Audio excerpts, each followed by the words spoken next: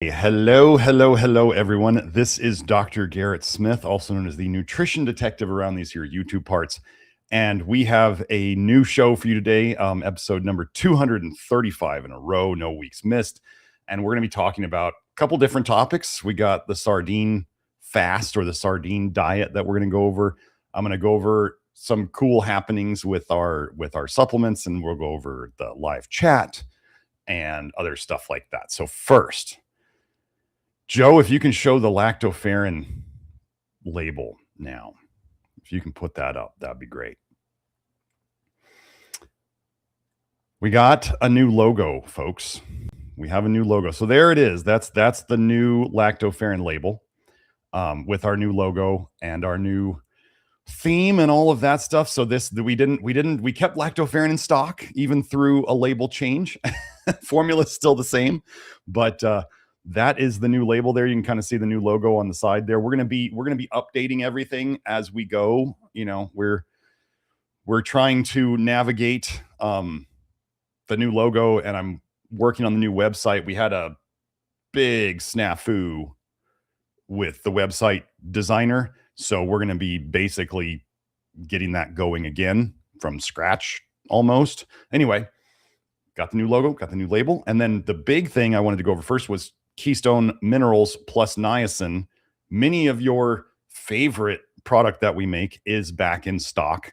With the reason it took a little bit was because I reformulated it to make it even better. So what we did, so Keystone Minerals plus niacin is one of our best-selling products. It is kind of the equivalent of, if you wanted to say we had a multivitamin. You know, we don't like most vitamins, but if you wanted to, that's the way most people will think of it. It's really a multi-mineral with a vitamin in it. The most important of the vitamins, the one that's truly legit, which is niacin, flesh niacin, nicotinic acid.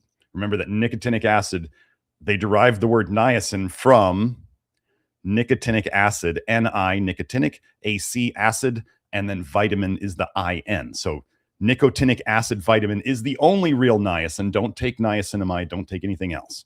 But anyway, this is the new label for Keystone Minerals plus niacin. It is now out. It's got 30 milligrams of zinc niacinate. So the zinc is bound to the nicotinic acid, and that's what changes it into zinc niacinate. And then there's 30 milligrams of selenium glycinate. I'm sorry, not 30 milligrams, 150 micrograms of selenium glycinate and 150 micrograms of molybdenum glycinate as well. So then what it used to have in it was a little bit of magnesium malate as the filler. So I don't like fillers. So I chose to help with, or to use a filler that was a active ingredient. So we used magnesium malate. The challenge here that I didn't like was that people then started often thinking that amount of magnesium was like a magnesium supplement. Folks, magnesium supplements are like whole pills, multiple whole pills, if you even do that. And I don't think they work that well. So we don't make a magnesium pill supplement because I don't think pill magnesium works that well, and hair tests show it. But I wanted a filler, and that magnesium malate at a small amount didn't cause people any issues. However, somebody back in the day, I forget who they are. If you're that person and you're still listening to the live streams, a person suggested, why don't you just put a little bit more niacin in there as the filler? And I had thought about that ever since, and it was a very good idea. So what I did was when I talked to my manufacturer, I said, what if we put niacin in there, nicotinic acid, instead of the magnesium malate? And they said, okay, let's test it out, see how much we can do. 50 milligrams of extra nicotinic acid was all we needed to do for the filler. So for those of you who have been taking Keystone Minerals plus niacin before, first of all, if the increase in niacin is not going to be a big deal for you. If you already know what the flush is and you're not scared of it, which you shouldn't be, there's going to be 162 total milligrams of niacin in the new Keystone Minerals plus niacin. That's what's in there. So the old formula had 112 milligrams of nicotinic acid from the zinc niacinate, and then the 50 milligrams of just plain nicotinic acid is now the filler. So we basically trimmed up the formula and made it all in alignment. And yeah, so we gave you a little bit more flush niacin in there. It does not need to. Okay, listen, Kelsey and I are going to work on a new article for the public about buffering niacin. We are going to clear it up for who needs to do it, if at all, and why, who needs it, who doesn't. And folks, many of you did not read the instructions on the buffering very well. And some of you have really kind of added too much buffer, added too much alkalizing agent, and messed up your pH because you didn't follow the instructions. Or you think that buffering niacin simply means adding a mineral to it. That's not how it works. So we are going to write a Substack, and we'll post it on our new blog place on the website about buffering niacin. Now, those of you who understand buffering, the Keystone Minerals plus niacin is already buffered. You don't need to do anything to it. Don't do anything to it, okay? The 50 milligrams of extra nicotinic acid doesn't need to be buffered.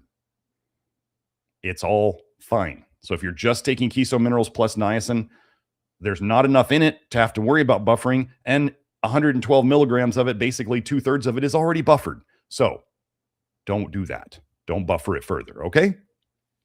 That is that. Next, so we got the Lactoferrin, we got the Keystone. Okay, first of all, I know many of you out there have actually literally been praying for me in multiple ways. And I have had kind of even my daughter told me the other day that she had been praying for me. And I believe I have been going through lots of changes lately, lots of changes, difficult changes, always hard. And I have come back to all of this now with an even greater, well, I could have been doing better with promoting this stuff and being present as a manager in my business and doing all this stuff. I was slipping, and I'm back now more than ever. So the exciting thing is, first of all, I wanted to say how blessed I am to have all of you as listeners, and I'm here to help people, and I really appreciate all of you spreading the word. And I love you guys, and I'm blessed that all of you are out there, and especially those of you who have prayed for me to be protected or to do better or whatever it was that you did. I appreciate it. I do believe it all contributed, and I've been putting in the work to make myself better, and it's all coming together now. So really watch for us to kind of basically start exploding in a good way out there. So keep sharing, keep subscribing, keep liking. If you see us on the other social media channels, subscribe there too, but this will still be the main area. And now I wanted to go over, I forgot to mention this. Joe, can you show that subscriber thing? There we go. Okay. So folks, I had turned off all ads and monetization on my YouTube channel for years now. Okay. What happened over time? So this is just going to be my observation. I am not making any accusations here. I'm going to say what I have observed. So I had turned off ads for a very long time on my YouTube channel because I wasn't trying to make money off the channel, and I didn't want you guys to have to watch ads because a lot of you complained about how many ads they were playing during my shows. So let me tell you, at the peak of our new subscribers a month, we were at about 400 new subscribers a month at our peak, back when I had ads on the channel. Well, since I'd turned all those off, I'd been watching it slowly decrease down to about 130-ish new subscribers a month. What I did last week, I thought, I wonder if turning ads back on would change how much YouTube decides to share my videos and my work. So I turned it back on last week's live stream. So this is from my YouTube studio backend. In the last week alone, 65 new subscribers. So if we multiplied that by 4, right, that's 260 subscribers a month I would be up to from 130 something. So it would have doubled over a month. It would have doubled my new subscribers. And as you can see there, it's 67% more than the previous week before that. So I am going to tell you that I am making a business decision and a decision to help literally get my reach out there and help more people. I'm going to be turning ads back on all my YouTube videos. I'm going to assume that you guys want me to get the word out there and you want me to share this with people. And I'm going to tell you that ads are going to help that. And if you don't want to watch the ads, they're not, you know, it's up to you, but you can get YouTube Premium if you don't want to watch the ads.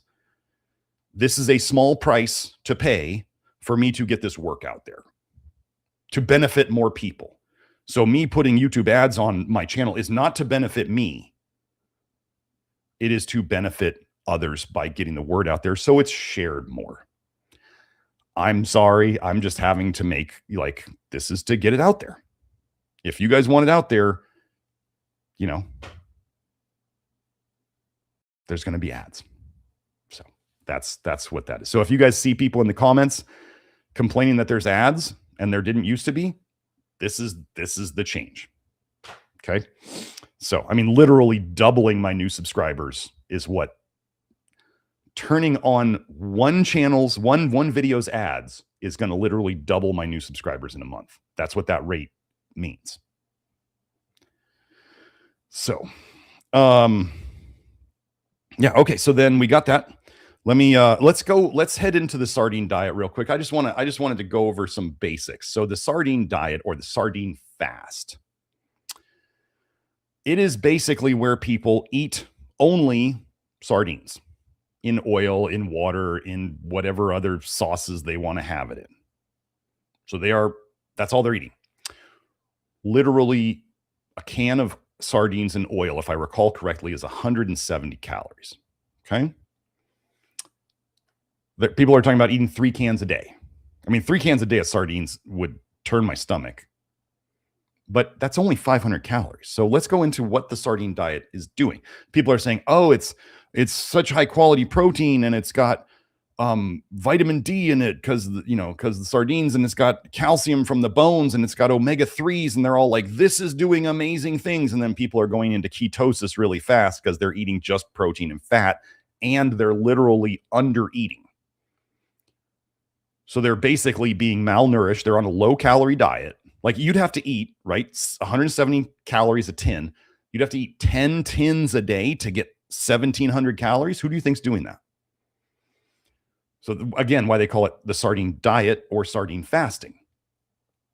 People have been supplementing all of those things that the sardines are basically bringing them, omega-3s and vitamin D and calcium, and they've been eating protein, and all of a sudden they go, the magic of the sardine diet, it's changing my bloods, it's doing all this stuff. What I'm going to tell you is that, and then they're all denying the issue of arsenic in sardines. They'll say, oh, the organic arsenic that's in sardines is not a problem. And they completely ignore the inorganic arsenic in the sardines, which exists and is a real issue.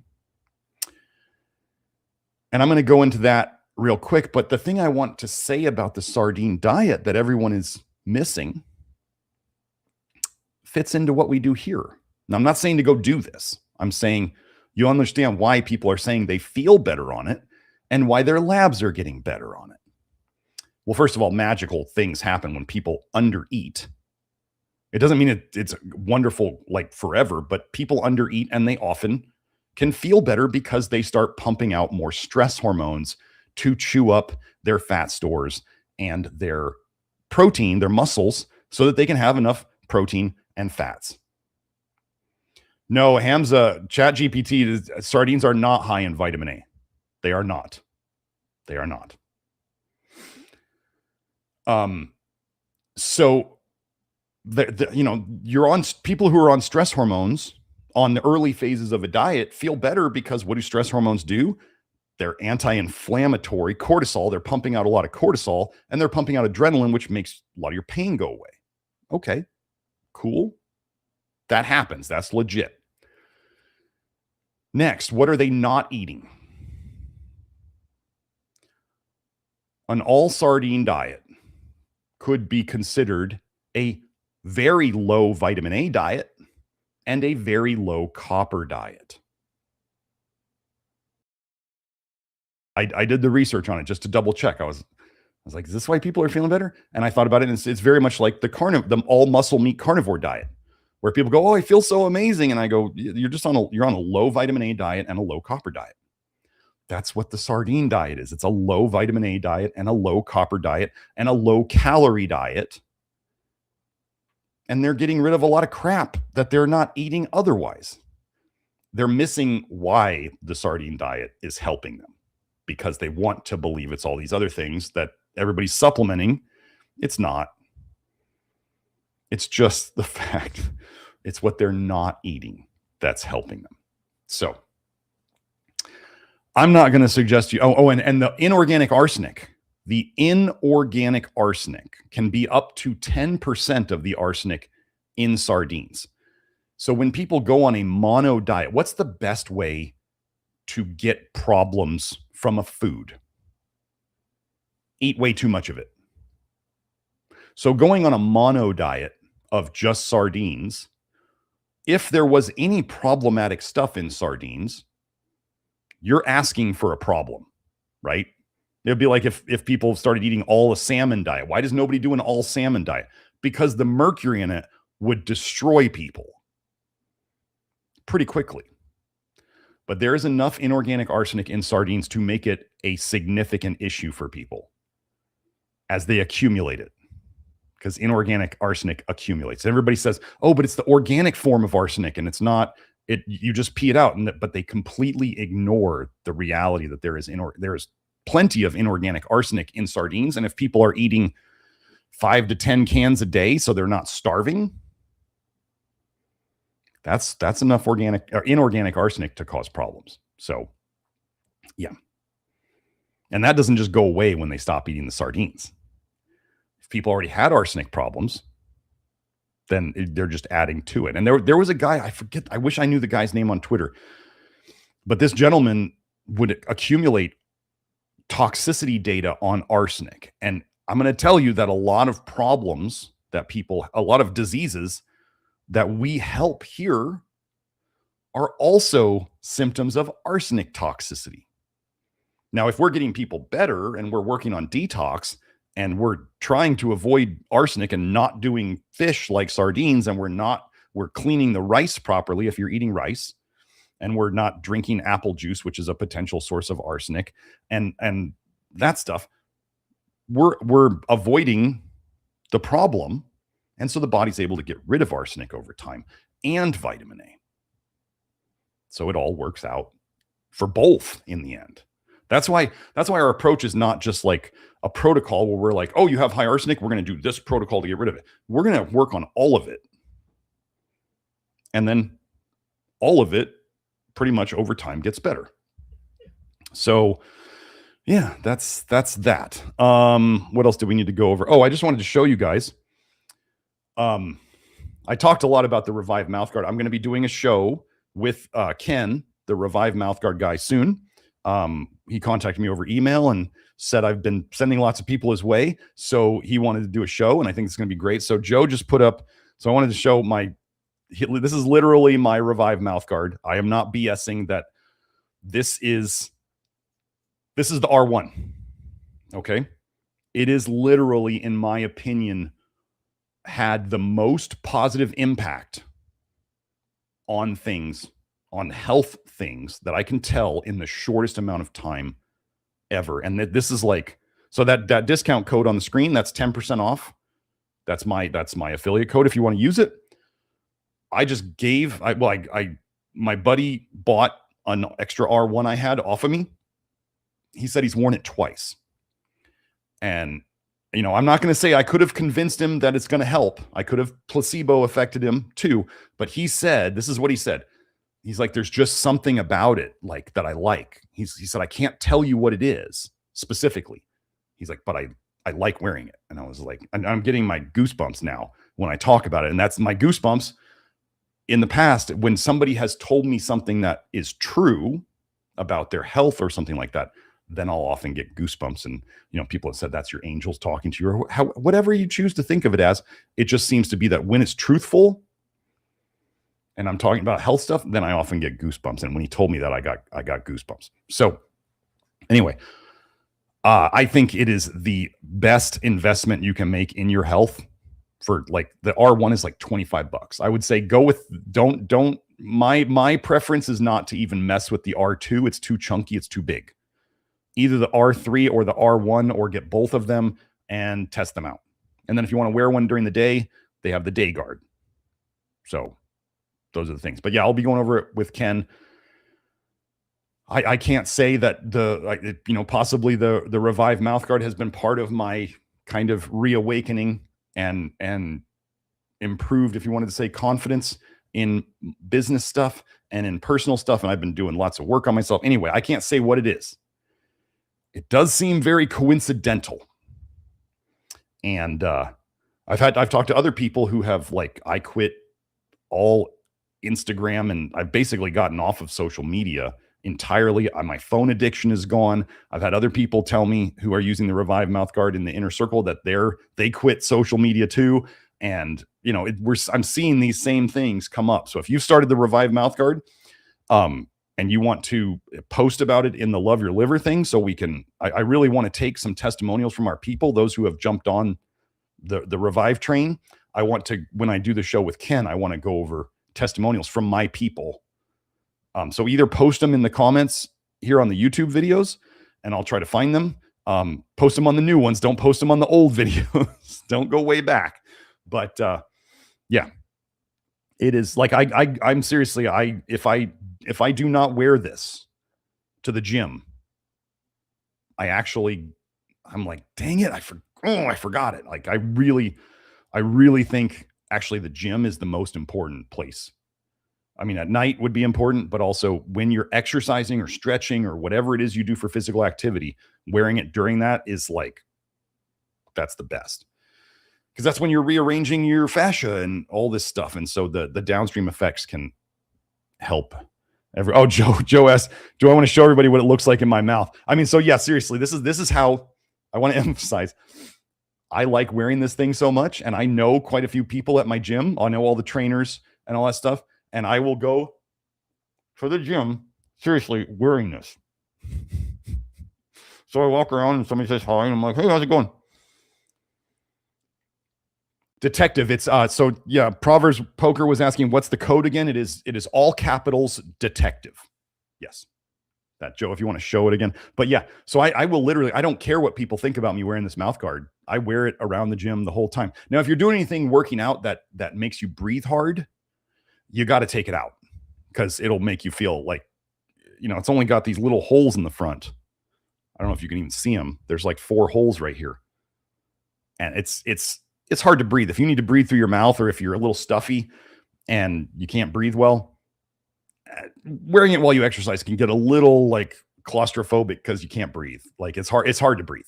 So yeah, you shouldn't be breathing through your mouth anyway.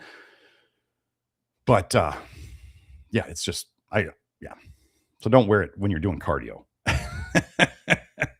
unless you're going walking. So there's that. Let me see what else. Okay. So now that's all the stuff I wanted to go over. So let's get into the Q&A. We have one super chat already.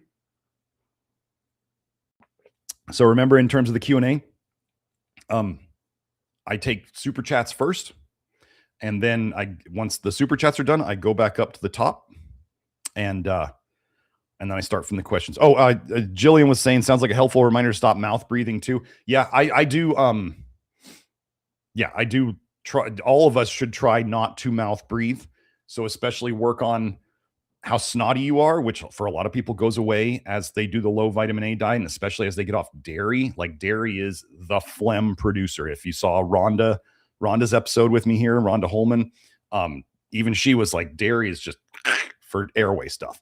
So get that out. And then we see allergies go away as vitamin A toxicity is the main driver of allergies. And then also, yeah, this helps. And it's just, man, it also, if you like, it's a little, as Kelsey said to me, she said, it's a little stimmy. So if you know what stimming is, you can chewing on it, like biting it a little bit. It feels really nice on the R1. The R3 is pretty hard. So it's not as fun to chew on, but these things only last about 2 or 3 months. The R1 specifically, the R3 lasts longer because it's a harder material, but the R1 is said to last 2 or 3 months because it's softer. I would way prefer the R1 and the softness over the R3, but different people like different things. I think Kelsey's using the R3 right now, or she just alternates whichever one she has by her bed. So, but yeah. Okay, let's get to the Q&A. So we have one from Danielle KSM. Oh, wait, let me find that so I can go like it. Thank you for the super chat, Danielle. Any advice or research on strep throat and tonsillitis? I have a thrice recurring case back in December that kept reappearing even after antibiotics. Okay. Well, specifically, I mean, so I can tell you the story of my son. What I mean, here we would tend to believe that strep throat tonsillitis is toxicity driven. That's the basics of what we do here. And what I did with my son for a while. So my son went to the ENT because he was mouth breathing at night and he was snotty. So I know all about being snotty. So we took him to the ENT. My wife, now ex-wife, wanted to take him there. And so we went, and he said, oh, his tonsils and his adenoids are swollen. I said, okay. He said, usually we do surgery for this. And I was like, okay. Oh, sorry. Well, Joe's making sure I thank Danielle for the super chat. So anyway, I'm going to do it again. Thank you, Danielle, for the super chat. If I didn't do it before, I think I did. Anyway, took my son to him, said his tonsils were swollen. I didn't want to do the surgery. So I said, okay, we'll come back in like 3 months. And I want to do some stuff for him and come back in like 3 months. So what we did in those 3 months was I basically was giving on a daily basis. I think I was giving him about an ounce, either a half ounce or an ounce, either way. And I tried to have him gargle, but I don't think he was very good at it because he was pretty young. We go back to the ENT in like 3 months, and he says he doesn't need surgery anymore. His tonsils had shrunk. And then we went back home, and the tonsil, I slacked off. I stopped doing it basically. And then he goes back to mouth breathing again over the couple months. And then we go back to the ENT, and he's like, they're big enough that it'd be surgery time again. And I went, like, I was like, I'm not going to keep up with this. And my ex-wife loves conventional medicine. That's her favorite. She ended up getting the pokey too. So, she likes that world. And I, fighting and it wasn't worth the fight. And I said, you know what, if this is going to keep coming back, I back then I didn't know what the cause was. So I said, I don't know what the cause is. I don't want him mouth breathing. Like, mouth breathing is really bad for you. So if you're a mouth breather, you need to figure out how not to mouth breathe. If your septum's like wrecked, I can't fix that. I'm going to say, but mouth breathing is bad for people. I don't know how to fix everybody's mouth breathing. I'm just going to say it's not good. And I knew that it was not good for my son. And I didn't want him to turn into, one of those like sunken chin mouth breather type looks. So I said, okay, we'll do the tonsillectomy and the adenoidectomy. And we did it. And he's not a mouth breather anymore. But what I'm saying is, Joe, mark the time. I got to take out all of the references to that mineral. That's a no-no as well. So, dang it. My fault. Anyway. So you can see the whole video. So if you want to see, if you're watching this on YouTube and you want to see what I talked about, what I edited out, then that's on Rumble. Rumble doesn't censor me or require me to self-censor, I should say. Yeah. So anyway, so I said I don't want to do this, and so we got him surgery, and it fixed that issue. Did it fix the root cause? No. So if you wanted to, so I'm not even supposed to say things like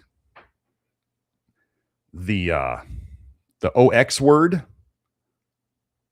the chemical process that the 3-letter term, which I shall not name, and what I was just talking about, they both do the OX process, if you know what I mean. That is breaking down toxins. So, yeah, it's the opposite of antioxidant or antioxidation. So if you took the anti off of there, then that's what I'm talking about.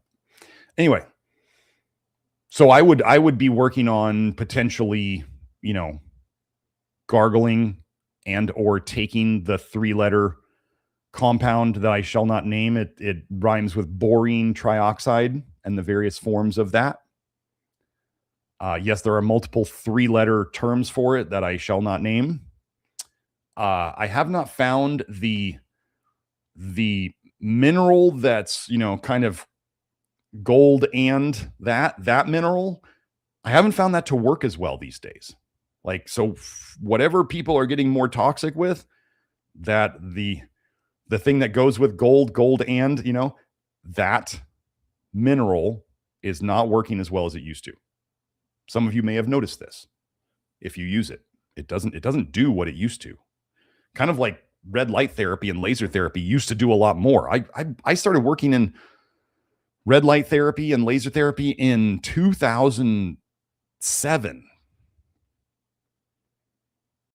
It was doing amazing things before that and during the time I was working with it in early on in this chiropractor's practice. And now people talk about it, but I'm like, it used to do more. It used to be stronger. It used to work better. I think it's just people are more toxic. And it just doesn't do as much now because people are more toxic. So, yeah. So I would be gargling something that is that does the process that we're talking about, or, and or swallowing it. And I would be doing, love your liver stuff. So that, and it could also be, I would also watch the GERD episode, the reflux episode, because that could be, toxicity coming up from your stomach and causing things to grow there. Remember, these bacteria and this stuff, it doesn't grow where it's not supported. Just like if you wanted to garden and you wanted to grow something there, you have to make the soil right for it to grow. This is where everybody who's obsessing over parasites, like, why does every single person not have parasite problems? Because not every single person is creating the environment that is necessary to support the parasites living. Okay? They don't just invade you and then they set up shop and they can live regardless of the environment. If you haven't seen the 2 episodes you might want to watch, one we got the GERD and reflux episode, and the other one would be the parasites and toxicity episode. So parasites feed on toxicity. Okay, that's what they live on. So, yeah, and if you ever need to search for terms, down in the info box, there's a transcript search engine, our own little search engine that a very kind gentleman made. I need to remember his name. I think I learned it once and I forgot it. So I just want to say to the gentleman who created that, thank you so much. It has been very valuable for very, very many people. Yeah, there's Joe put up the GERD episode, the reflux episode. which is always bile. And then if he gets the parasite episode up, that'll be there too. So it's 149 for the GERD episode. And yeah, that's what I got. I would just work the program. But if I took antibiotics, which I hope and pray I never have to ever do again, I would absolutely take either cultured foods or fermented foods or probiotics during it. I would start them before I took it. I would do them all the way through, and then I would do them for probably 2 weeks afterwards.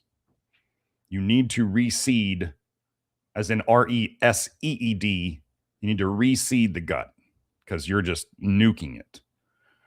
And the antibiotics do slow down bile production as well. So yeah, so you have some repair to do now. I'm just Danielle. I'm going to assume that you're a woman because of your name. You may not be, but women tend to do better focusing on lactobacillus strains, and men tend to do better focusing on bifido strains. It doesn't mean you can't crisscross. It just means that that's the default. Men should generally default towards bifido. Women should generally default towards lactobacillus. Okay.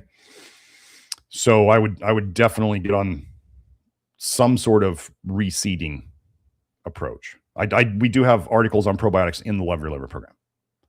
Someday I may even make my own probiotics. I don't know, but I got to figure out which ones work the best for the most people and help the most. So, okay. Dylan Black said YouTube Premium changed his life. It could. If you watch a lot of YouTube, yeah, it definitely could. Sergio says, are there any supplements to help you with focus that are Love Your Liver approved?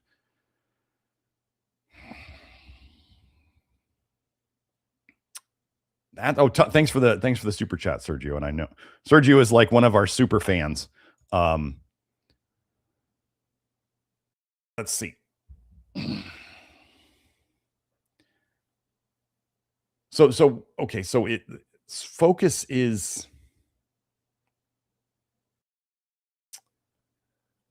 that's a tough one to just, so we don't tend to use supplements in that manner. That's the thing, is we don't have do this for this symptom. If Sergio, if you knew you had copper toxicity, and you tend to get anxious at all, or even depressed, copper, something that might help that would be theanine. L-theanine might help. Potassium, just generally, if you help energy and mood, that will help focus. So potassium is the thing that does tend to help the most with that. Trying to think of what I've done. I'm going to throw it out there. This may have helped me a lot. I know my workouts now. Oh, Beth says MSG improves her concentration. I can say that I actually feel like I'm focusing in my workouts better now than I was before. And I'm piddling around way less in the gym than I was before. So yeah, any what some people might have said ADH tendencies I had are so much better now. Like I said, I can't say what it is. If it's MSG. Oh, Joe, it's L, the letter L. Here, I'll type it for you. No, Joe, that's thiamine. Yeah, there it is. So L-theanine, people have experimented with up to 1,200 milligrams a day. Am I saying that that's what you need? No, I'm saying that's what some people have done. So yeah. The big thing I can think of in terms of, well, you got to remember we can attack issues from two sides, at least.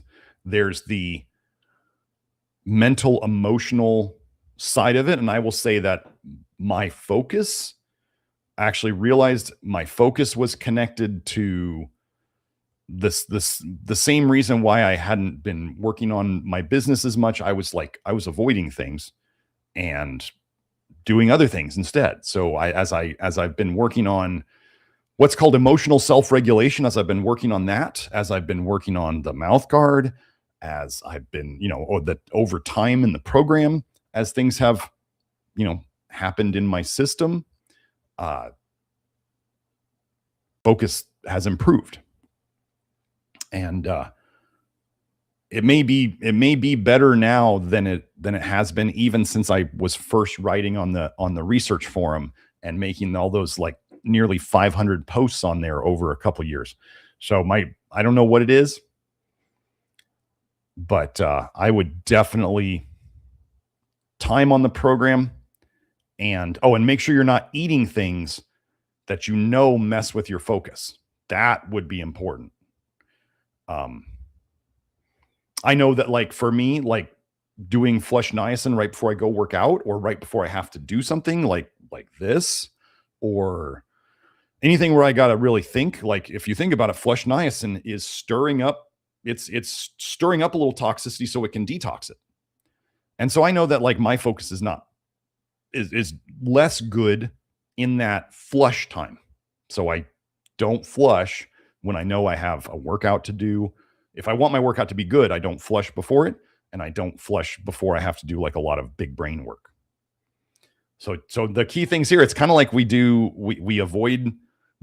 could avoid the things that reduce your focus or that make it harder for you to focus, and you increase the things that could help you. But in terms of like supplements for focus, I mean,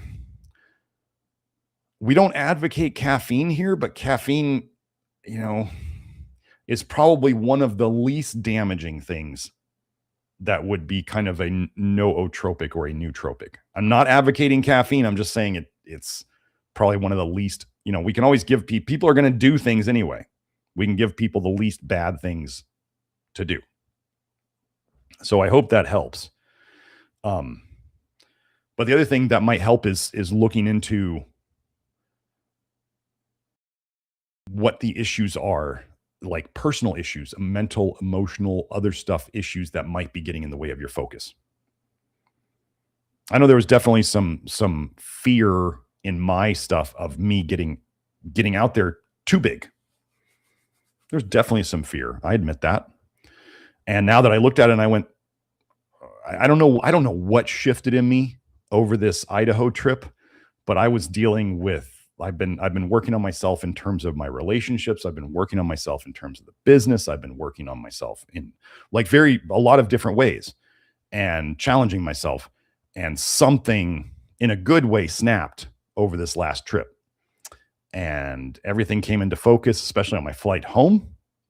And I made some really important business decisions, and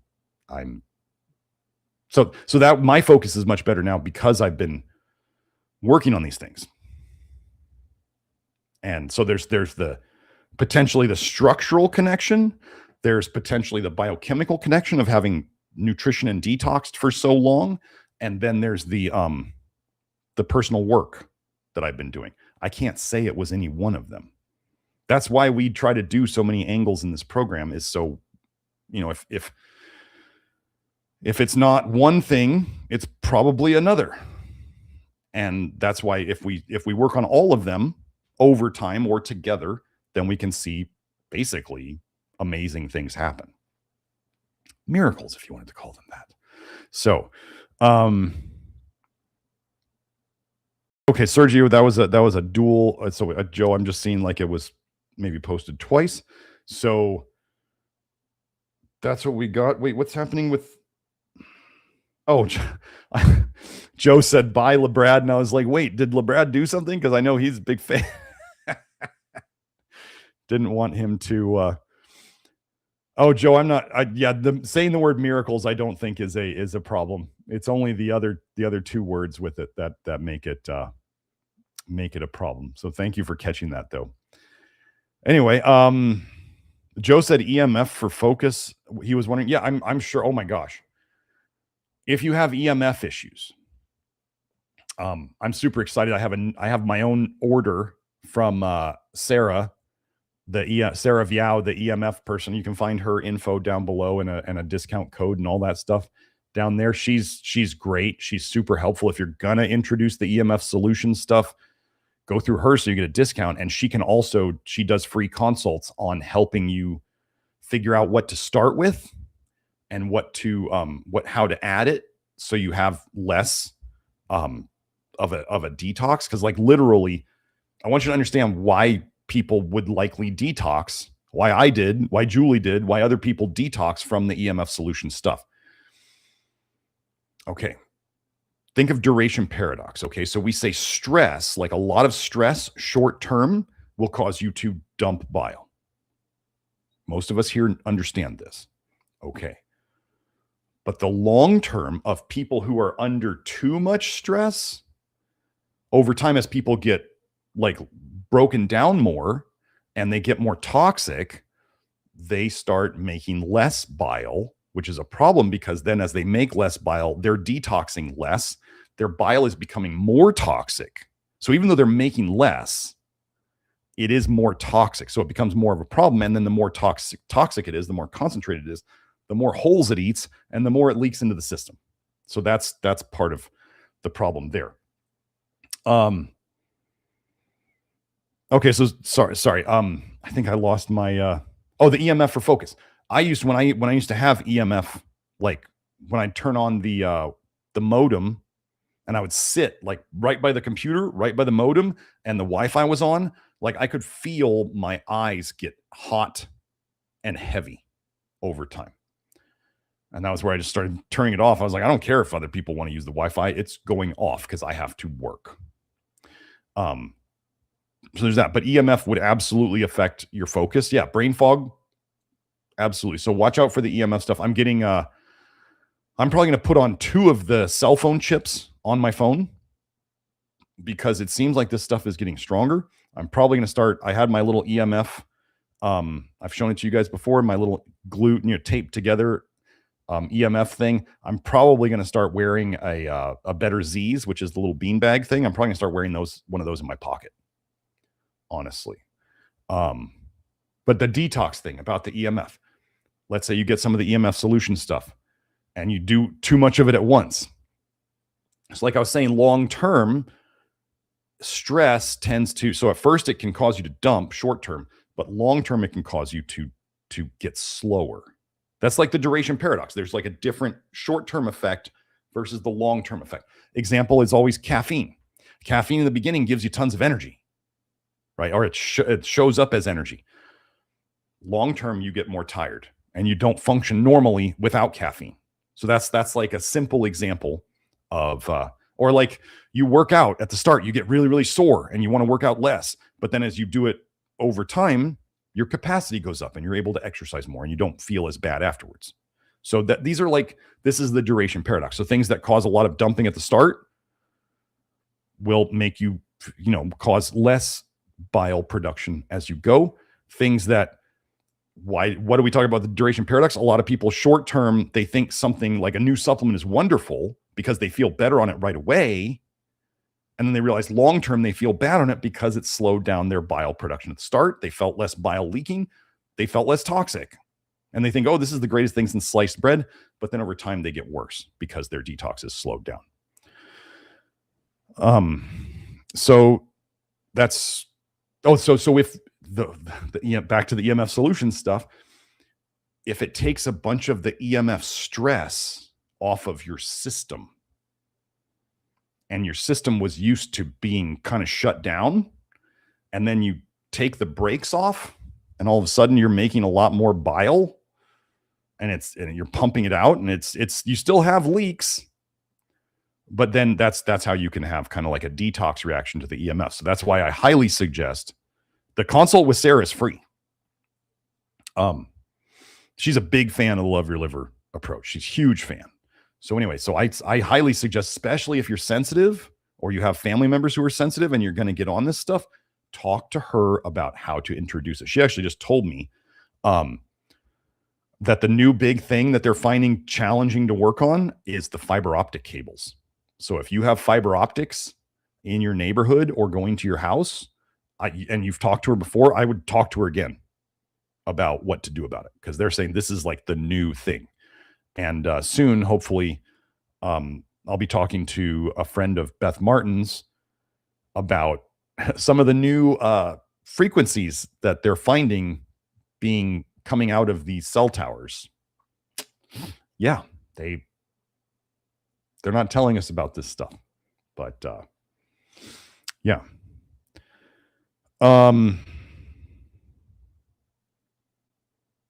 Okay. Oh yeah, Joe was saying some people sit in their house right opposite the power meter on the outside of the house. Yeah, I mean my power meter is probably about 20 feet that way, but I have the power meter thing from EMF Solutions on it that I got through Sarah on it. So yeah, my house is like fully outfitted, and I just ordered some more stuff for my buddy, and so we're shipping it all to my house together. So my stuff and his stuff is all coming to my house because he comes here 3 times a week to train my lovely mother. He's a personal trainer. I met him back when I was a personal trainer and we became buddies. So anyway, Sergio was asking, could I give my kid charcoal when she gets fever? Charcoal is the only, okay. So would I give my children charcoal? Yes. If they had a fever, yes. Binders during fever, colds, flus, binders that don't cause more bile dumping. Like some people take charcoal and they don't feel as good. That's rare. It's very rare, but it happens. And some people poop better on charcoal. That's rare, but it happens. So the problem is when the people who, let's say they poop better on charcoal, start telling the people who poop worse on charcoal, oh, just take more charcoal because it'll help you poop. And they're like, the biggest thing you can do when you give advice, folks, is especially if you react to something atypically, like if I tell you most people charcoal tends to constipate them, and you're one of the people who poops better on charcoal, don't go telling everybody they're going to poop better on more charcoal. Like don't take your N equals 1 or your rare situation and then tell everybody else to do it. You could say, in my experience, it helped me poop better. But I know that's not typical. And then you're like doing your due diligence and telling people what they can expect. That's actually what I've been told is why people like me, is because I'll say, this is the norm and this is the atypical. So you might be atypical. That's okay. That's, people poop better on charcoal. That's great because then they can take charcoal and poop better. But that is not most people. One of the biggest compliments I got was from a mother who I helped her daughter who was really toxic. And it came out during when her daughter's menstrual cycle started. But she said, like I said, this is one of the greatest compliments I felt like I got. She said, you tell us what is likely to happen. And we do it, and then we see that happen. Like we know that it's coming, or we're watching for it. And when it happens, we're like, oh, he told us this might happen. And he said, if this happens, lower your dose. I'm getting my goosebumps again. That's what I try to do here. Like, I'm not here to hide what happens and just be like, buy my supplements. And if you feel bad, then we're just not going to talk anymore. That's not what we do. I'm here telling people take less. If it doesn't work for you, don't take it. Like, not everything works for everybody. And actually, as somebody on Twitter, Matthew, Good Texture, he's doing some personal experimentation with a lot of zinc, like crazy amounts of zinc. Okay. He says it's clearing up his skin stuff. And I'm like, okay, just if things start going south, maybe chill out on the zinc. But he's been doing low vitamin A for long enough. And he hasn't been doing zinc, but now, and he started doing nicotinic acid, flush niacin, and now he's able to take a lot of zinc. I told him it's very normal. So he was thinking that he had figured something big out. And I said, no, it's very normal for people who don't tolerate zinc at the start. As they get less toxic, they're able to tolerate more. I'm like, that's a very normal pattern that we have observed many times. So I said, it wasn't like he had discovered something new. It was just something that he didn't know. So, but yeah, could it have been flush niacin that helped him? That was his theory, was that flush niacin had really helped him. But What's in our zinc niacin salve again? Oh, zinc and niacin for the skin? Amazing. He's clearing up his skin with high dose zinc and flush niacin. Crazy things, right? So, yeah. Oh, Sergio, I didn't see that one. Yeah, let me get to that question. So, let's see. Sergio was asking, thank you for all the super chats, Sergio. They're very good questions. Could borine trioxide help with bad breath from the gut? Sure. Yeah, the bigger thing, if you watch, if you watch the body odor video here, there's research on lactoferrin helping bad breath. Some of the things that cause bad breath the most are sulfur burps, not sulfur compounds. So that's how they measure. They literally, in the research, the main things they measure to see how bad the bad breath is they measure sulfur compounds in the breath. So one of the things we work on is not putting in extra sulfur. You're not going to avoid sulfur. We're not trying to avoid sulfur entirely, but we avoid, the brassica vegetables, the crucifers, the broccoli, Brussels sprouts, cauliflower, cabbage that stink of sulfur when you cook them. We avoid the alliums, generally the garlic and the onions and chives and related to that stuff.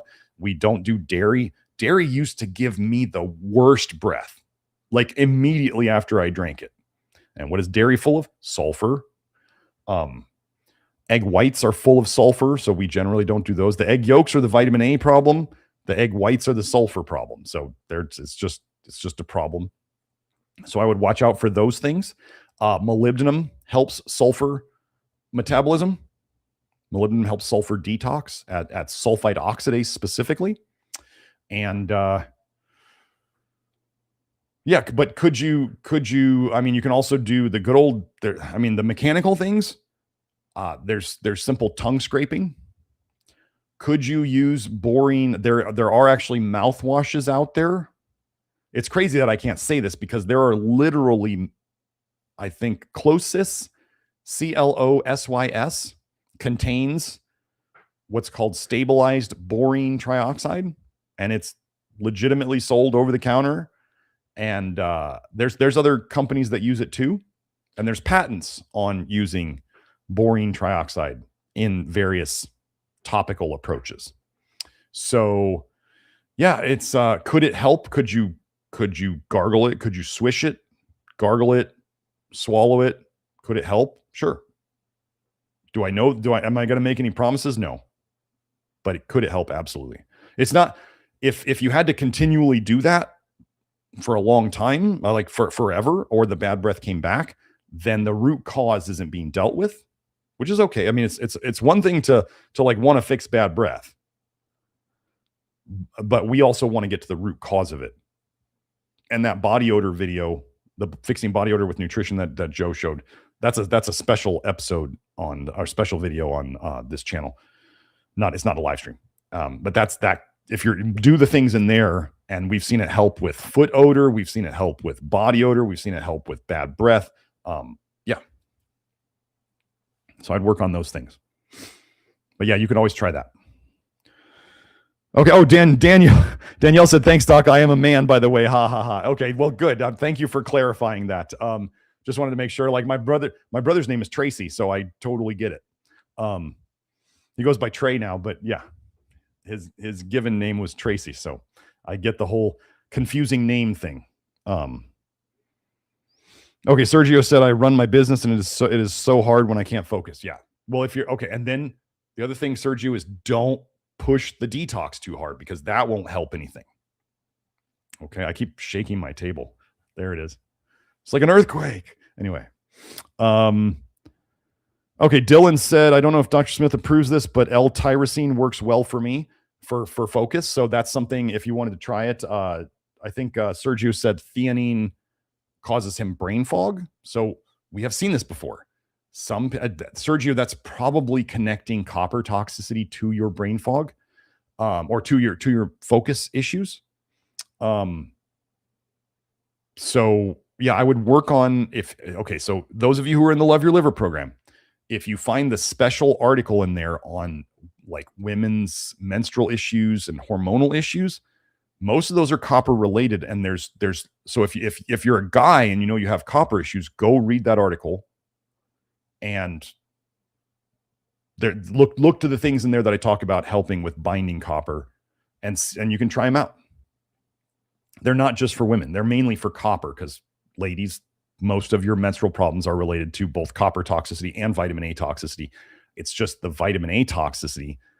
As we've learned over the years, it seems that vitamin A toxicity can be gotten rid of faster than the copper toxicity. So that's something to work on. Yeah. But these would be Band-Aids. So tyrosine is a precursor to it's precursor to adrenaline, I believe, if I'm remembering correctly. It's not cortisol. It's noradrenaline and adrenaline. And it can help with making your stress hormones in a good way. I found personally, like tyrosine, could it help? Sure. When I've done things like quit coffee in the past, I've taken L-tyrosine for a couple days and it seemed to help. And then after those couple days, it seemed to not help. So just, you got to watch, see if it helps. So that's, if you're using it as a brain thing, take it when you need it and don't take it past that. Oh, Sergio says coffee messes with your focus so much. Yeah, that's probably, yeah. So I would do things to calm the system down, more like topical magnesium, more like potassium. And just, yeah, don't do things that stir up copper if you know they stir it up and they cause you symptoms. So that's what I got. Oh yeah, Christopher was saying I get super bad brain fog with theanine. Ugh, yeah. It's these things. This is why, as we're here, I don't just say like L-theanine helps everybody. I make sure to say it could stir it up. It could make things worse. This is why we're just trying to be honest here. Like, you know, you try something.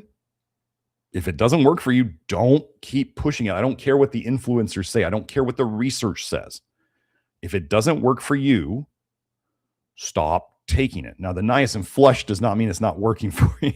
The niacin flush it's going to happen. And that's part of how it works. So if you want it to work, you kind of got to do that. Okay, so let me see. I think that's all the super chats. Yeah. So Beth Martins was saying, thanking Joe for his hard work. And yes, thank you, Joe, for all your hard work in the background. We do all really appreciate it.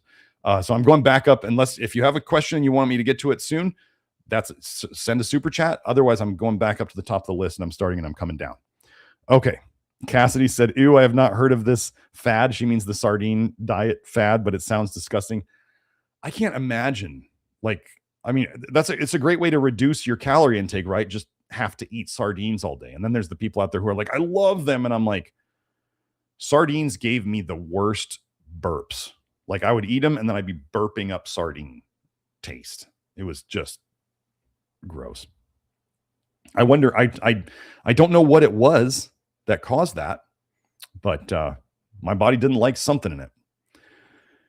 So, okay. Oh, Macaroni Delta 1925 says, does niacin help with quitting smoking? Niacin in flush niacin. Actually, you know what I really want to get? Kelsey says she has case studies in the literature of people if those of you who are old enough and those of you who have maybe had your fun out in the world before, and you had to take a drug test, and they sell those drug test passing kits, right? These heavy doses of vitamins and stuff like that. And there's always flush niacin in it.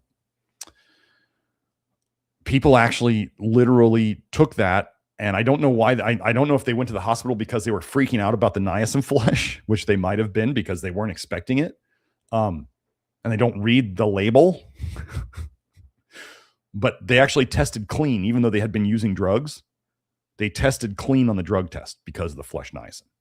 Like it cleaned out their blood enough for the while that when they did the drug test in the hospital, they had nothing show up. So let me see. Joe says the frame rate's slowing. Let me close something.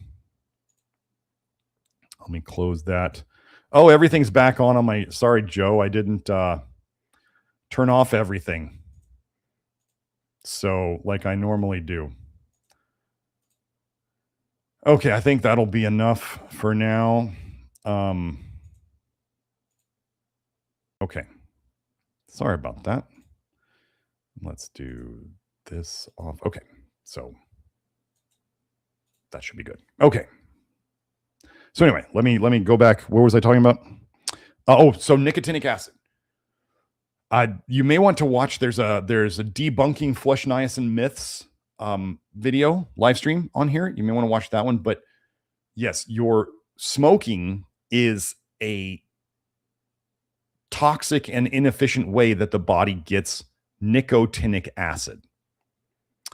Oxidizing nicotine creates nicotinic acid. Fire oxidizes nicotine. That fire heat oxidizes things. Joe, I can say this. This is okay this right now. So yeah, heat oxidizes things. This is just science. Sun oxidizes things. Air oxidizes things. So yes, nicotinic acid is when you smoke, a lot of people are really just trying to get that little bit of nicotinic acid from the nicotine. Also, funny thing, that bioavailable copper that they sell, it's copper nicotinate. So they're selling copper bound to nicotinic acid, and they're seeing all these amazing results. It's not the copper. They've actually shown that in the stomach acid that the copper and the niacin, the flush niacin, the nicotinic acid, dissociate. So in the stomach, they turn into copper and flush niacin. People take copper supplements all the time. Doesn't do what supposedly the bioavailable copper does. But the niacin breaks apart from it in the stomach. The guy had to show it. The guy who helped get the patent on it, or get it approved by the FDA, showed that in stomach conditions, it turns into copper and flush niacin. It's the flush niacin doing the work, folks. So there's that. So, but could it help with quitting smoking? Well, yes. Generally, I'm going to say, in my opinion, people are going to find that either MSG or flush niacin will help them to quit things easier. I feel like people tend to be one side or the other. You could be both. There's no reason not to use both. I use both. But I think I was more of a glutamate person. Like I benefited more from that than I did from nicotinic acid. Other people do nicotinic acid, like the guy who started Alcoholics Anonymous. Flush niacin was his 13th step. He wanted it to be part of the program. He saw that flush niacin helped him so much, even after he'd quit for however many decades. And he still had these cravings. It still pop up in his head, and he chooses not to do it. But when he started the flush niacin, he said all of that went away. Pretty powerful stuff, right? But if we're literally, what do plants use to make nicotine? Plants turn nicotinic acid into nicotine. They turn it into a pesticide to defend themselves. In your body and with oxidation, you can turn some of that nicotine into nicotinic acid. So all these people pushing nicotine out there, they're really in an indirect way trying to give people nicotinic acid. But let's just take nicotinic acid. Let's just do flush niacin. That's what we would do, considering the benefits of flush niacin the benefits of flush niacin on heart health have never been equaled by any other supplement or medication. I saw on Twitter some nattokinase company was trying to be like, well, nattokinase does it now. And it's like, no, it doesn't even touch flush niacin. So, yeah. Okay. But would it help? I would absolutely get on it to help you quit smoking. And what I've found is when I've used flush niacin to help quit things, multiple doses through the day, if at least 2, if not 3. Doesn't mean you have to do them all huge dose, but multiple doses through the day, especially if you're getting a craving, then hit it again. That's what I would suggest. Okay. Let's see. Okay, well, Sergio added something here. He said, I really need help with brain fog. I have so much work to do, and I find it so hard to concentrate. Niacin helps, but I can't take it during the night. It is something I can do otherwise after work. I kind of talked about that, like that. So Sergio's having the opposite pattern of me, right? I'm saying I take flesh niacin and I don't concentrate well. I lose focus. And he's saying it helps. So I also think it doesn't it doesn't do positive things for my sleep if I take it too late in the day. So I don't. So I would say if the flesh niacin helps, I mean, between some potassium and some flesh niacin, I would do that when you can. That would be helpful, and maybe break up the flesh niacin into smaller doses, more frequent, smaller doses, and then you can minimize the negatives while still getting the positives. That would be the hope. Okay. Oh, I got to get to. Okay, the other. So CEW 5833. Thank you for the super chat. Let me get down here. We have, does zeolite work best when a bile dump is present? Any binder that works for a person would be good to have in the gut during a bile dump, or taking it after you had one, right? Because the bile is obviously in your system. If you know you had a bile dump and you're having all the symptoms that you have, your particular symptoms, binders are the best way out of that, so that you're grabbing the bile as it's in your gut. The zeolite and the charcoal do not go into your bloodstream. They stay in the gut, and then they grab onto the bile that's recirculating. Remember that enterohepatic circulation that we went over in the toxic bile paradigm videos just a couple videos ago. But yeah, that's one way to short circuit it. That's the best way, because everything I've seen that would be considered a binder that goes into the blood, like modified citrus pectin, that is modified, means that it can go into your bloodstream. Boy, those things cause a lot more chaos for people than they help. Some people might find them helpful. I found it not to be helpful in enough people that I don't use it. I don't recommend it. Regular apple pectin, great. It stays in the gut.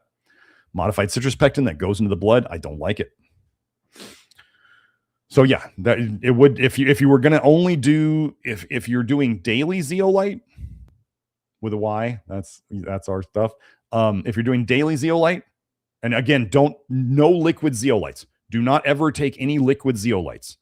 There is no such thing as clear zeolite. That would be like saying I'm going to drink clear milk. There is no such thing as clear milk. There is no such thing as clear zeolite. There's either so little zeolite in that product that you can't even see it, or there's like micrograms of it, or it has been dissolved into its constituent parts. You don't want to take that. No clear zeolites. Generally, the rule would be no liquid zeolites, unless you want to pay through the nose for like a tablespoon of zeolite. Don't do that. Only cleaned powdered zeolites. And if you want the electrolytes like ours is charged with, then that's something else you can add on to it. That's what I use. That's what I like. So if you didn't want to take zeolite on a daily basis, then you could just use it on an as needed basis when you know you have a bile dump. Yeah, that would be one way of doing it. Some people, because they need to take a big dose of zeolite, they know the zeolite dosing paradox, which we did a whole show on. So if you haven't seen the zeolite show, you should go watch that.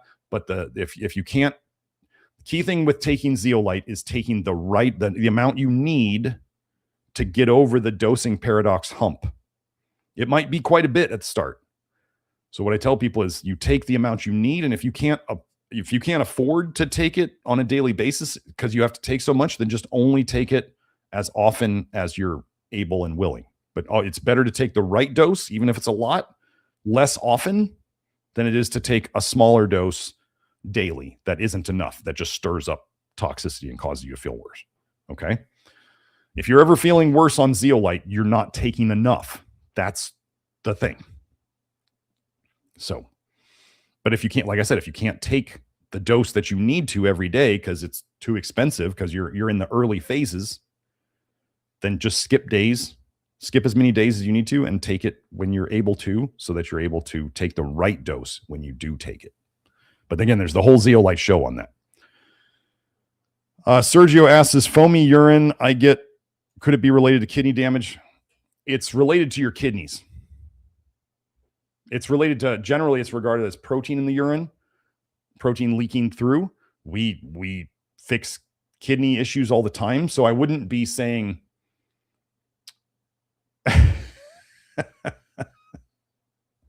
Sergio, I was laughing at your comment, at your super chat. I will get to that. And I was laughing at it because I agree with it. And thank you for not putting the full expletive on there, the full F-bomb. Thank you. I appreciate that. But so is foamy urine related to, so I like to talk about these things in a positive way. So like if your liver enzymes are elevated, okay, is that people will say, oh, that's a sign of liver damage. Oh, okay. I'm going to say, like, because we fix these things, I like to be a little more positive in saying that it's related. Your liver is working harder than it has to, or than it should. Something's straining your liver. Your liver's working hard. Now for your liver to heal and rebuild itself, it would have to work harder than normal. Just like if you wanted to spring clean your house, you're going to be cleaning more than normal, and you're going to be more tired than normal. But then you're going to have a clean house in the end. So if we're doing the right things and we see, let's say, liver enzymes go up temporarily, if we know we're doing the right things and the person's feeling better and we see their liver enzymes go up, that's okay, because we know they're going to come down. We've seen it multiple times. So if somebody is doing this program and they're, let's say, I've seen foamy urine in myself. I've seen dark, smelly urine in myself, not related to hydration. I've seen, I had, some of you may be able to validate this. Recently, I had a very strange smelling urine, and my buddy had it the same day. My buddy Edis, the guy who I'm getting the EMF stuff for. So if you had in like the last week, maybe 2 a day of like weird smelling urine, I talked about this. I think I talked about me smelling like metallic recently, and my buddy had it too. So it's great. It's great having Edis around because I can bounce stuff off of him. And I'm like, I'm having this. Are you having it? He's like, oh yeah, totally. I'm having the same thing. It's your reactions to, like, I mean, he was born the day before, his birthday is the day before mine. And we just always really, really vibed. So it's kind of cool having around, but then you'll find people who have the same reactions or the same time scale response to like space weather, EMF, whatever. And so you can it's nice having him around because it's the whole, like, I'm not crazy, am I? And I check with him and he's like, no, I'm having the same thing. And I go, okay, cool, great, good. Not good that he's having them. It's just good that I'm not alone. And I know somebody else is going through it, and it's nice. So let's see. Okay. Where are we at? So foamy urine. Leaky, think of it as your kidneys are leaking some stuff. Yeah. Okay. I mean, toxic bile paradigm, people are leaking bile into their bloodstream because of damage. So is it damage? Is there damage there? Yes. Do we want to obsess on it? No, we don't want to obsess on it. So definitely don't push detox too hard. That would be the next thing. So like with the brain fog and that stuff and the focus stuff, Sergio, make sure you're not pushing anything too hard and that you're eating foods that you get along with. So we try to put in the right things and take out the bad things, but we don't want to push things too hard. So, oh, Chrissy said she had that too. The really weird smelling urine. So Sergio said, oh, this is okay. So Sergio says, yeah, I get smelly urine. Yes, like I could get from vitamins. This is a weird phenomenon. This is a very weird phenomenon. I've had this. Multiple people have had this. Even in people who are not taking B vitamins like niacin, or they take niacin every day. Like you guys know, if you take a B complex every day, or riboflavin, which is the one that really turns your pee yellow, if you take it every day, you're going to see your pee turn yellow every day, right? Or if you take a B complex and you smell your pee and it smells like B vitamins, that's going to happen every day. What we've seen is even in people who don't take flesh niacin, or who, and we're not using generally other B vitamins, they don't take flesh niacin, they take flesh niacin every day. Once in a while, their pee will smell like the vitamin smell. It'll have that B vitamin smell, but it's not every day, which is weird, right? Because if you're taking the same thing every day and it's making your pee smell, your pee should smell every day, not just random days. And it seems to correlate with like space weather type stuff, for me at least. So yeah, I've had that where I'm peeing and I just go, why now? Why does it smell like B vitamins now? This doesn't make any sense. Like, what did I do? So yeah, the weird smelling urine, and then the smelling like it's probably old supplements is what I think. I think it's old B vitamins. I mean, I took multivitamins for years. I thought I was being healthy, right? And I took B complexes back in the day. So I think it's old stuff coming out. And the thing I like to remind people is, if you are getting better over time with this program, and you go through like a flu or a cold, or just what you want to call a big old bile dump, I want you to know that that's a big detox process happening. It feels terrible. I'm not going to say it doesn't feel good. I mean, that it does feel, I'm not going to say it does feel good, but I want you to know that yes, you are detoxing faster. You're detoxing more stuff during that time. Okay. You are detoxing more. It feels like heck because you're detoxing too fast. But when you come out on the other side, many of you have noticed that after you have that cold or that flu and you've been doing the program, on the other side of that cold and flu, you feel better than you did before, which is really cool. What I'm saying is, even though the EMF can feel like crap and the space weather can make you feel like crap, and then whatever, you catch something from somebody else detoxing around you, your body starts, what do you want to call it? Resonating or synchronizing with their detox cycle. And you start dumping a bunch of stuff. I had a teeny tiny little cold, and I was like, oh, like I was mainly just extra snotty. Okay. So, but that came and went. And that's actually part of that was happening right as I went to Idaho. And then that kind of ended. And then I had all these new breakthroughs, if you want to call it that. So that may have connected too. And now I can say that I'm absolutely sleeping deeper than I did before. So what came out of me? I don't know. But what other people are doing when they get colds and flus is they're taking a bunch of stuff to shut it down. What I'm saying is we don't shut it down unless you really need to. You just start trying to not push detox so hard. And then you're getting rid of all that extra stuff.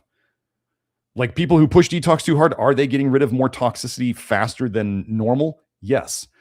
You're making yourself feel terrible. So if you come to me and you say, I feel terrible, I'm pushing detox too hard, but I don't want to slow down the push. And I'm like, you pick your poison. Like you don't get to do both. You want to detox faster and make yourself feel like heck, and possibly, you're causing more damage while you're doing that. Does it go away? Yes. But do I know how long you're going to feel terrible? No. You're here because you feel terrible. Why are you making yourself feel terrible? Don't do that. Like, we're here to relieve your symptoms. So don't push detox too hard because I say it goes faster. I'm saying, like, you can be positive. You can look at the positive side of a cold or a flu now as it's a detox dump, a bile dump that you don't have control over. And you're just trying to manage how you feel during it so that afterwards you can come out and you're going to actually be healthier on the other side. Most people come out of flus and colds. There's a post-influenza syndrome, which was the post-coof, the long coof. That's people who were very toxic, Post-influenza syndrome, you can look it up. It's been around forever. So the whole like long coof is not a new thing. Like people getting worse from having a flu is a thing. It was a thing before. And yes, do the shots play into it? Of course they do. They slow down your detox and they make you more toxic. So yeah, of course it plays into it. But what I'm saying is that the post-influenza syndrome, which you can look up, has been around a very long time.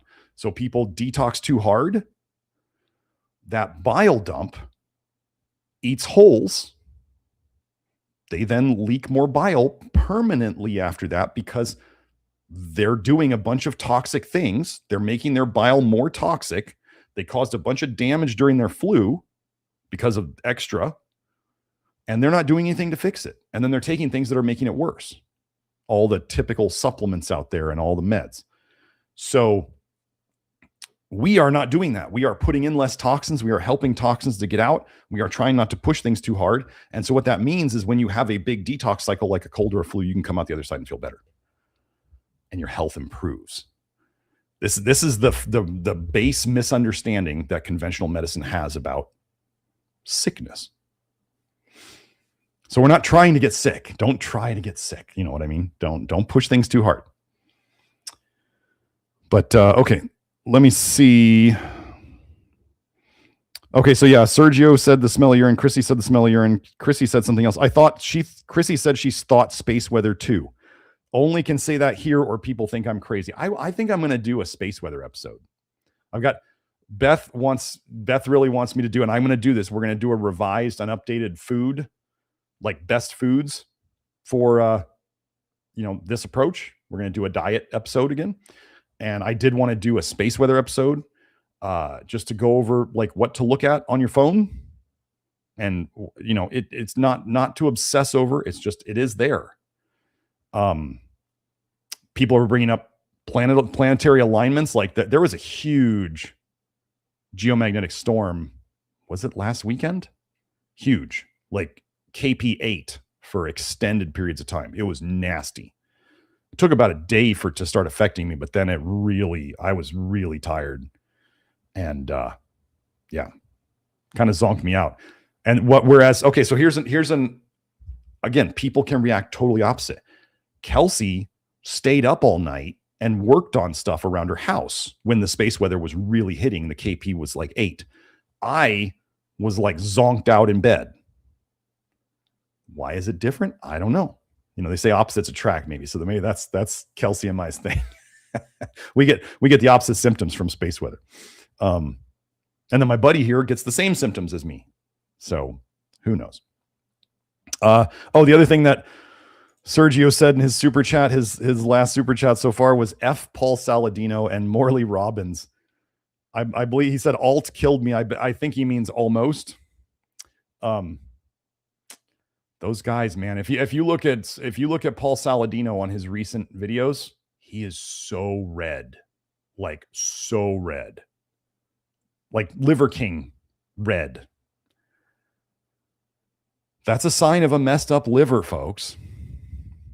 I found, actually, let me share it. Somebody asked me about spider angiomas the other day. And they were asking me if the zinc niacin salve could potentially help it.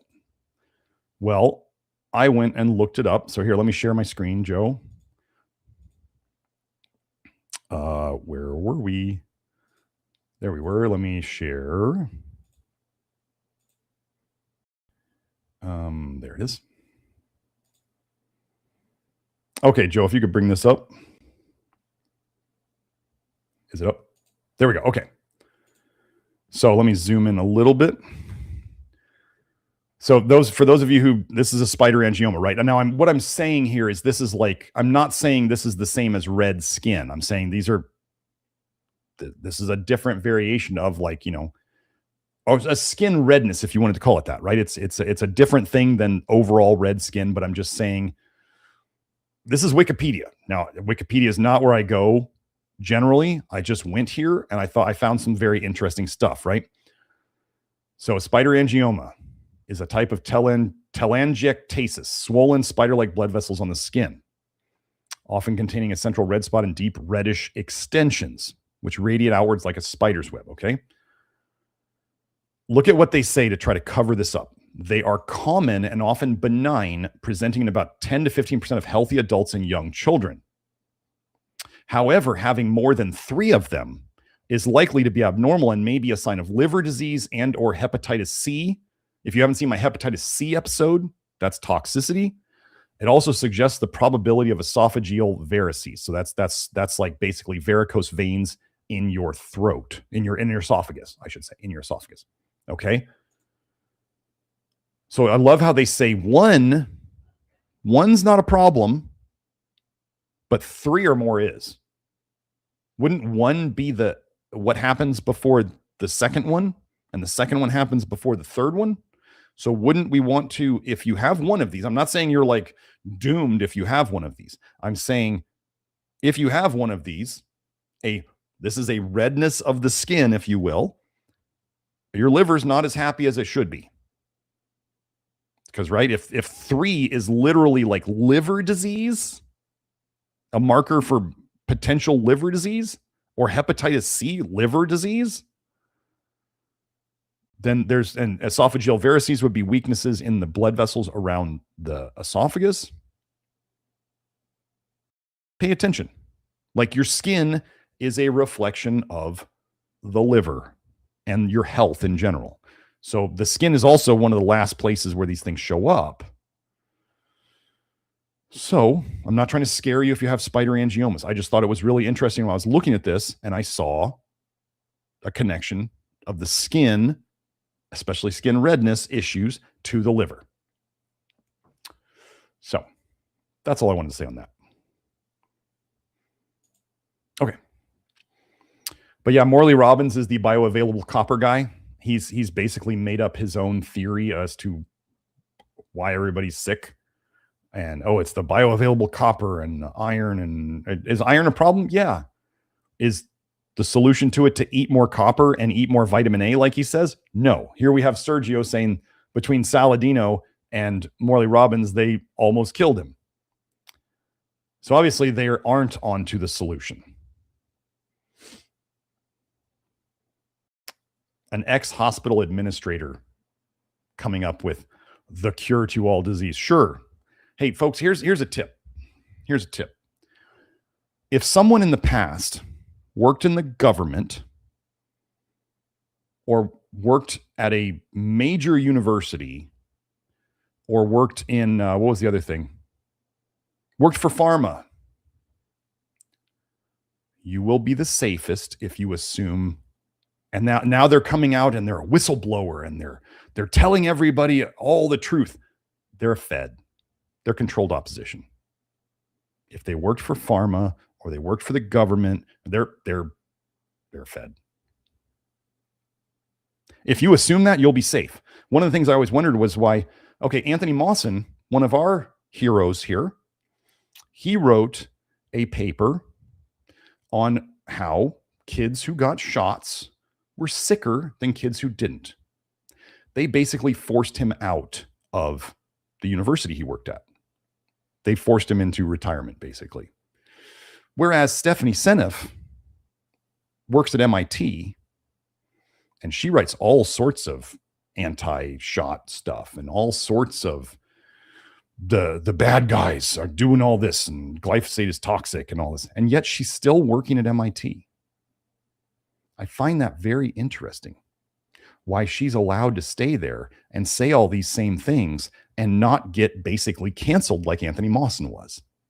Don't you find that interesting? And she's a big WAP person, big Weston A. Price person. I believe she's on the board of directors even. So they push vitamin A. Huh. Weird. These weird coincidences.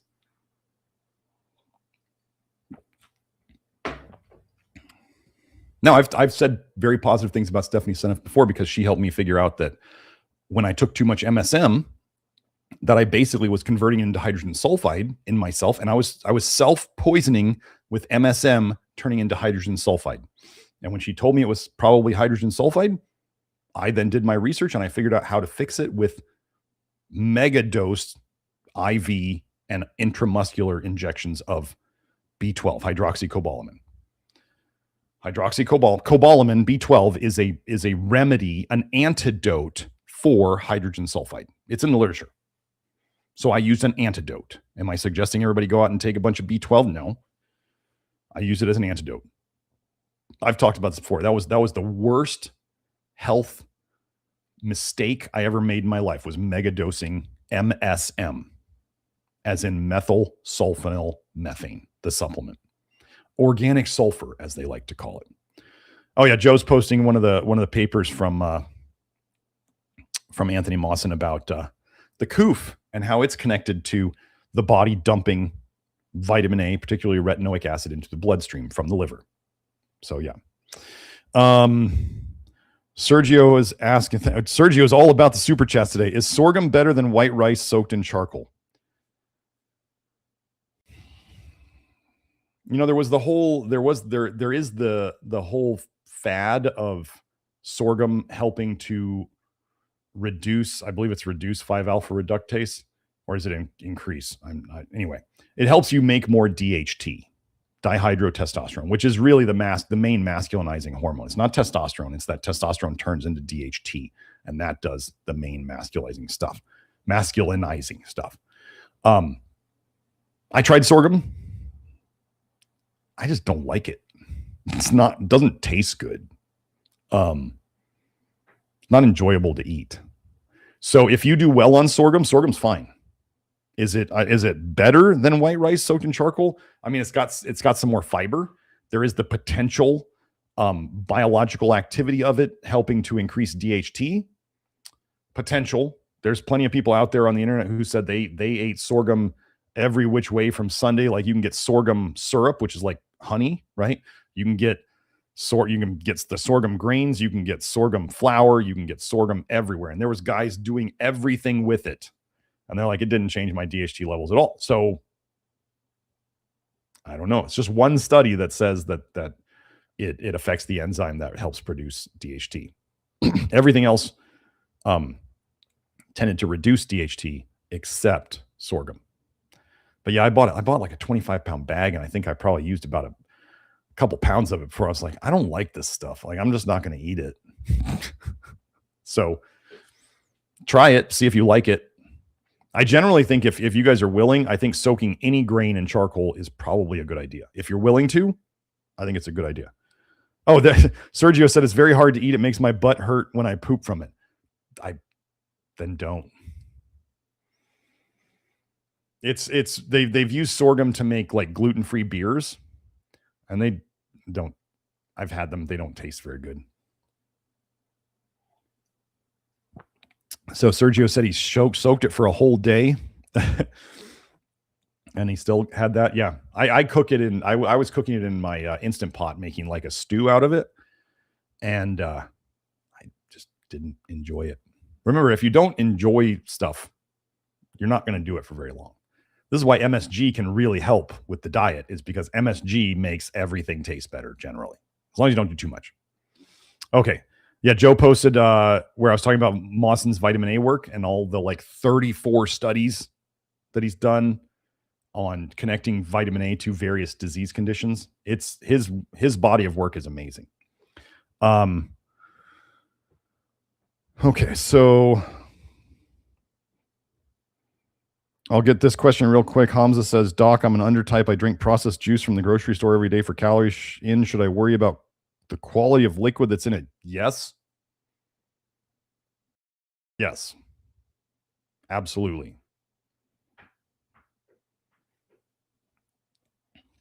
Yeah.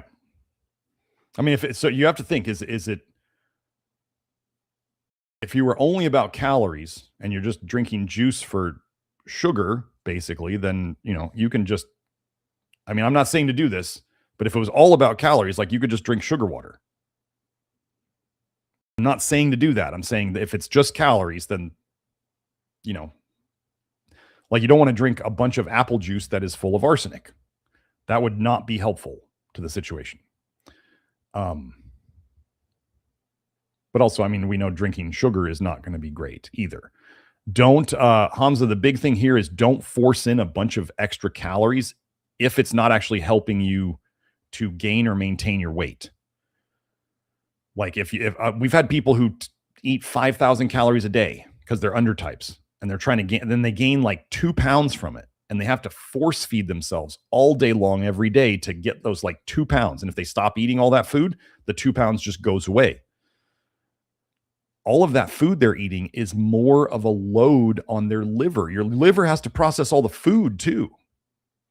So taking in tons of extra calories and food, your liver has to process it. So unless you're actually benefiting from that, doing the program longer, we see undertypes start gaining weight from normal amounts of food. They're finally able to put on some normal weight from normal amounts of food rather than having to force feed themselves. So I force feeding yourself an excessive amount of calories to try to gain like a pound or two is counterproductive to your liver getting healthier.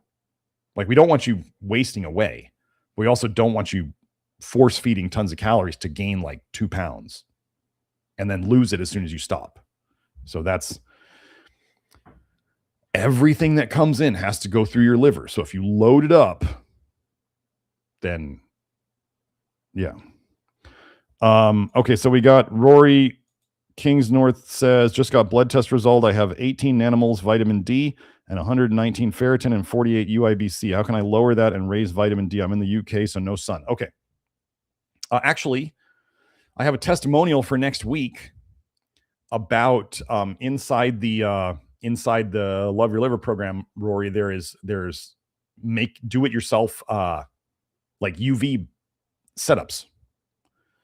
So somebody was saying that they got the UV bulbs and they got the mount, and all the instructions are in there. So you can, I think the person said if they did one bulb, it was going to cost them $50. If they did 2 bulbs, it was like 120.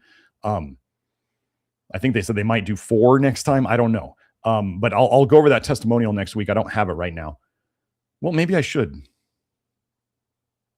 I can find it. You know what? Since we're here, and this will be the last thing we're going to do. So no more super chats. Okay. Let me see. 236. That should.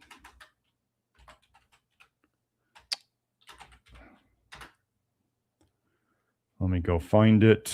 There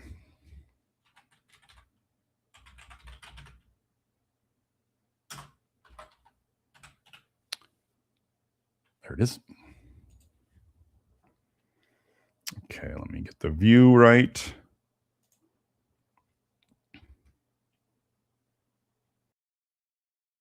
Okay, so, okay, Joe, you can bring this up. So let's go over this. First, I want to say, okay, what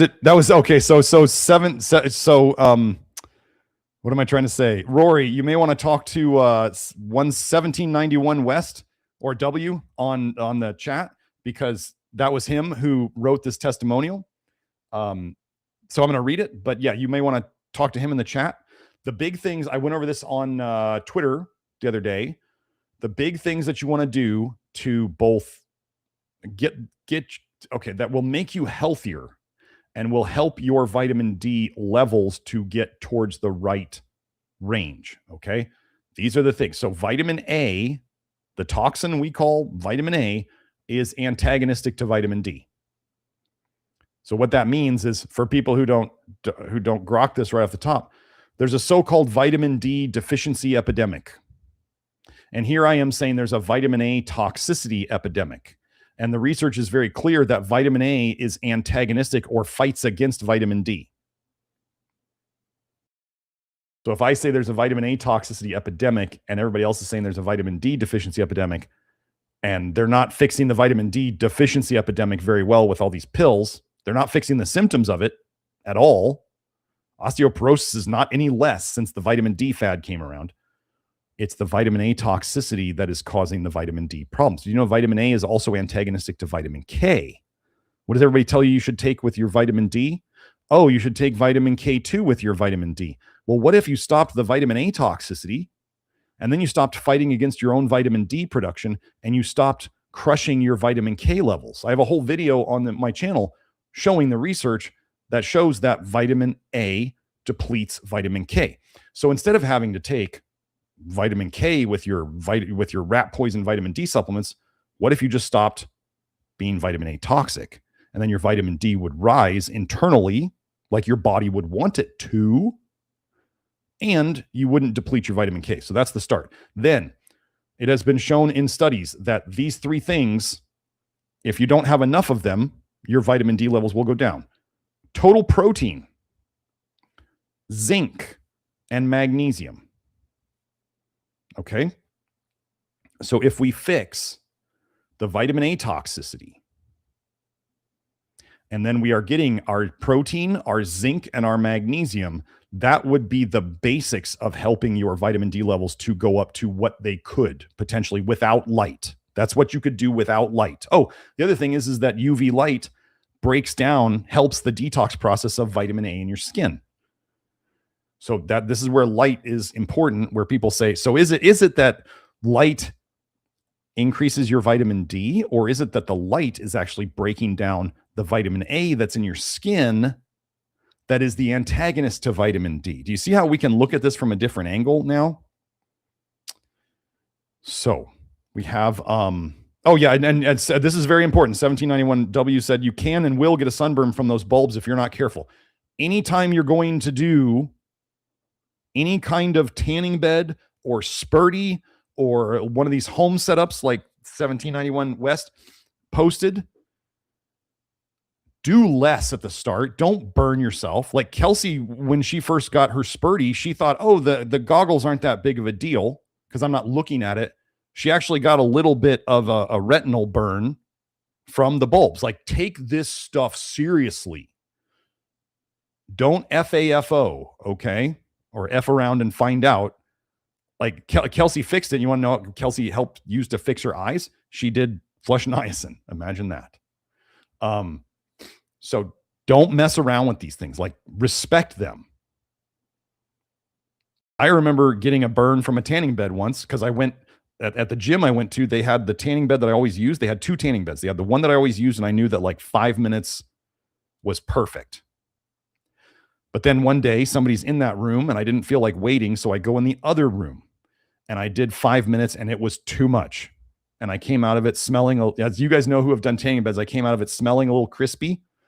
And I got a little burn on my butt cheeks from laying on the tanning bed that didn't go away for like 6 months or a year, like until that fully cleared up.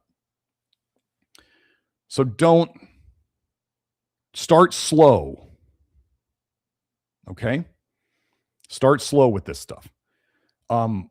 So I just found out when I went and visited Idaho, I've been having ideas about what am I going to do about light up in Idaho if I move up, when I move up there. So I was thinking Kelsey has a spurty.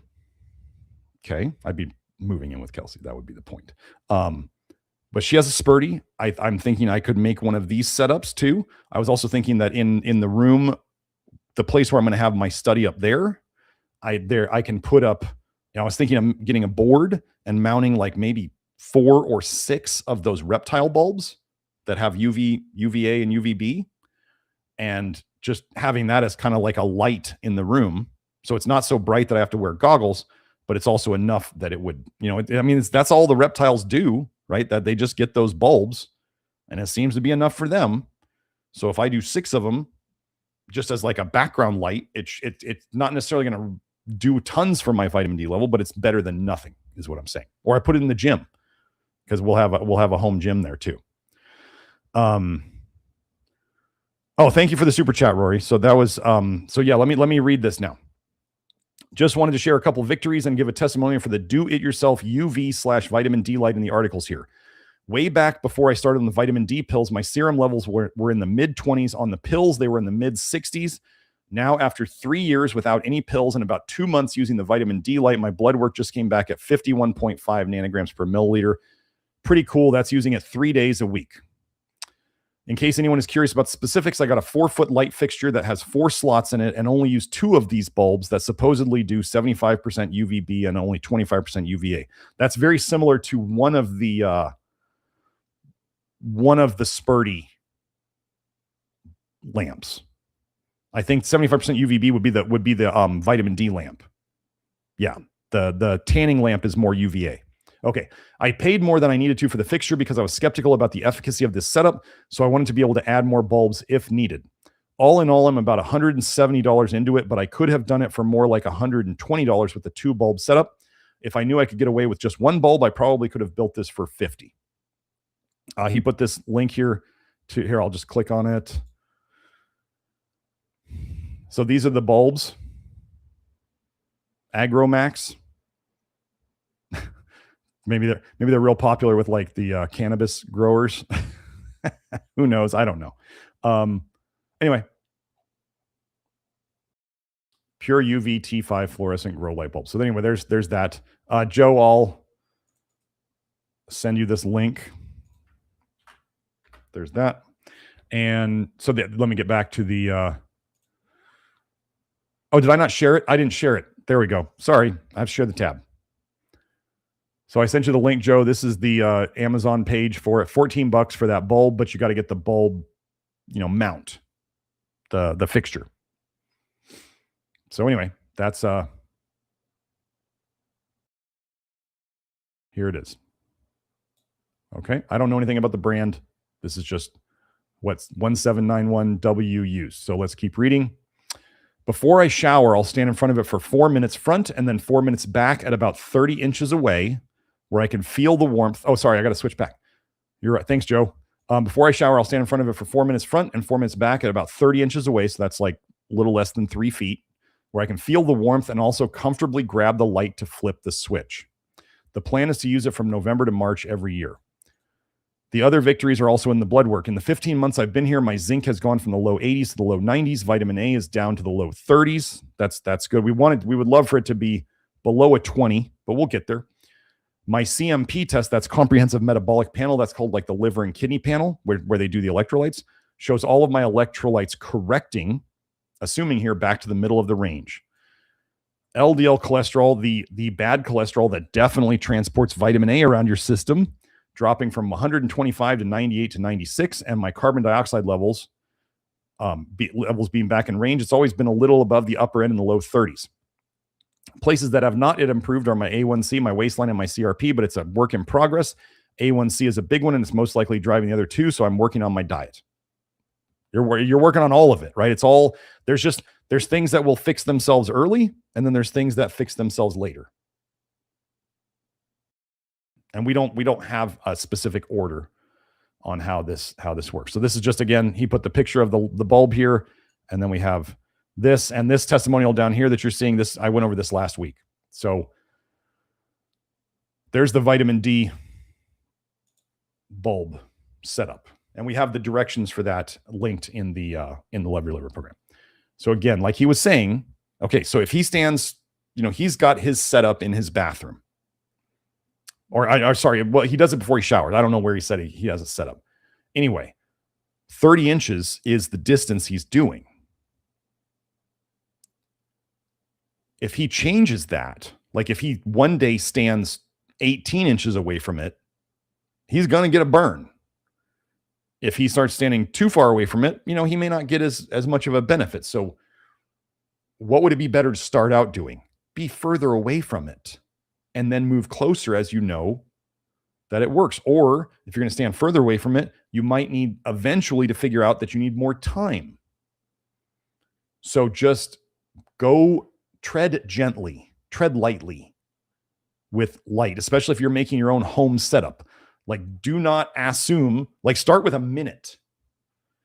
That one girl I was talking about who was really toxic, whose mom gave me that compliment earlier, they tried a Spurdy on her for like 10 seconds. This is how toxic this little girl was. Well, it's not a little girl. She was a teenager. She couldn't handle, like, I think they did either 10 seconds or 30 seconds. Like, this girl would, one of the things she'd do when she'd get her stuff stirred up, she would actually go and sit in her room in the dark for like 30 hours straight.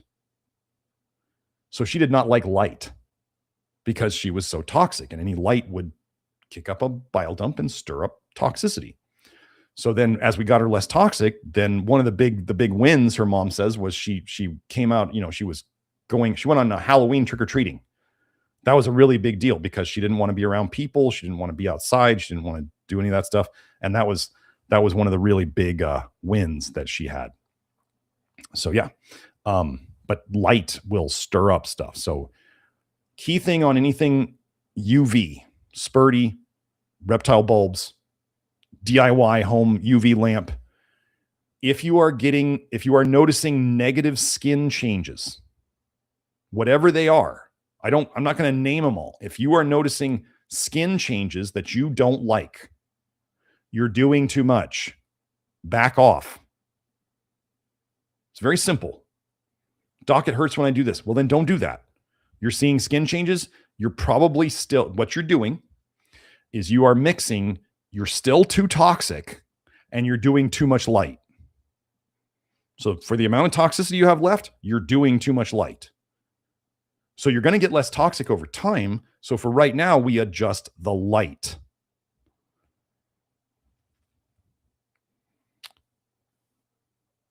So there's that. Let me go back and look at the chat again. But thank you for that testimonial 1791W. Let's see, what else do we have?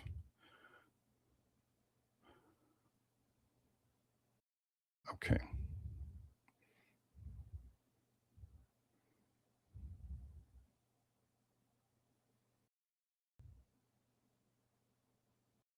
You have angered the bulb. Okay, Heather Parker says she uses the same setup, works amazing, bulbs last forever. So yeah, there's this. We have the Spurdy affiliate link is down in the info box. It should be. If you don't want to make something, Spurdy works great. Respect it, like Kelsey. Like I told you, Kelsey didn't wear the goggles one day because she thought it wasn't. Since she wasn't looking at it, it wasn't a problem, and it caused her eye issues. So definitely, either close your eyes or wear some proper UV protection glasses or goggles or whatever. Don't play around. They're your eyes. Don't burn them, please. Let's see. Oh, Sergio was asking what's a good sun lamp. Spurdy is the one okay. There's two types of UV that we talk about here in terms of vitamin D and vitamin A. UVB it's in theory, it makes more vitamin D, or is the one that makes vitamin D, and it doesn't cause as much tanning. Okay. UVA does more of the breaking down vitamin A in your skin, but also does more tanning. Okay. So in terms of the like Spurdy lamps, there's the vitamin D lamp, which is, I want to say it's like 75% UVB and like 25% UVA. I may have these numbers a little off, but then the tanning lamp they have is like flipped. It's like 20% UVB and 80% UVA. So people say, which one should I choose? And I go, you're getting UV light from both of them. If you have a preference, if you're one of those people who's like, I got to get my vitamin D level up, then get the vitamin D one. The tanning lamp is more like the sun. So if you want something that's more natural, that would be the tanning lamp. That's more like the sun. Okay. I can't pick for you. I don't need to. They both work. But yeah. Let's see. Oh, Jackie's saying not many likes so far. Pretty please. Yes. Please like the video, like, subscribe, and share, as they always say at all the other videos, right? 1791 said the shipping was more than the bulbs. Nice. Heather said she does it after the shower.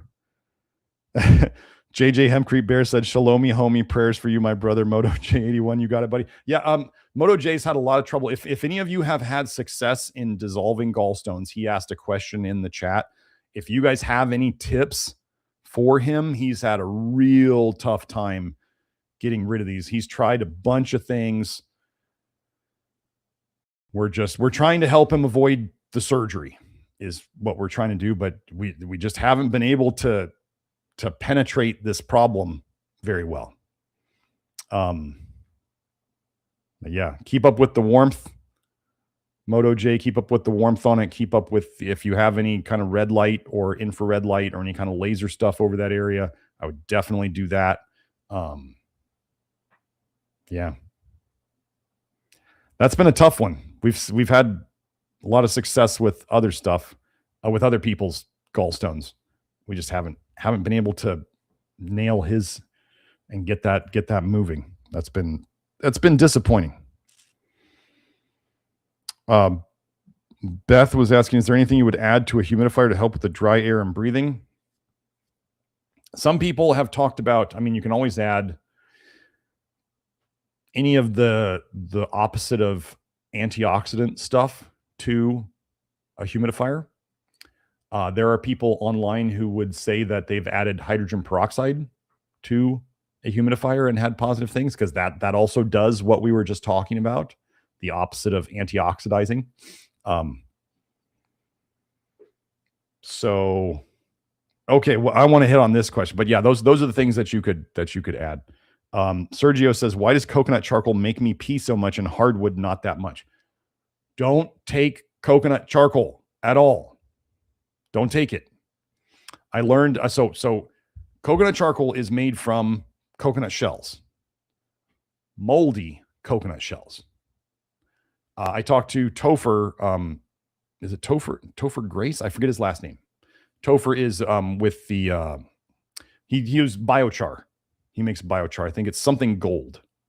Anyway, it's from like plant matter and other stuff. And they really, so biochar is actually probably more adsorbent than activated charcoal is, because it's cooked at even higher temperatures. But what he was saying about the coconut charcoal is that they just have like giant pits, I think was what he was saying. Giant pits where they're basically trying to burn the coconut charcoal. Well, they're cooking the coconut charcoal, right? They're basically, in effect, they're kind of baking it. But it doesn't get up to high enough temperatures to really break down everything. And we've had people tell us that they're like, my coconut charcoal smells bad. Like, charcoal is supposed to grab onto odors. It's a deodorizer. So if you have coconut charcoal that stinks, there's a problem there. And when we know that they're using moldy coconut shells and they're not cooking it at a high enough temperature, because they're just trying to make tons. And Topher Gardner. Okay, yes. Topher Gardner, yes.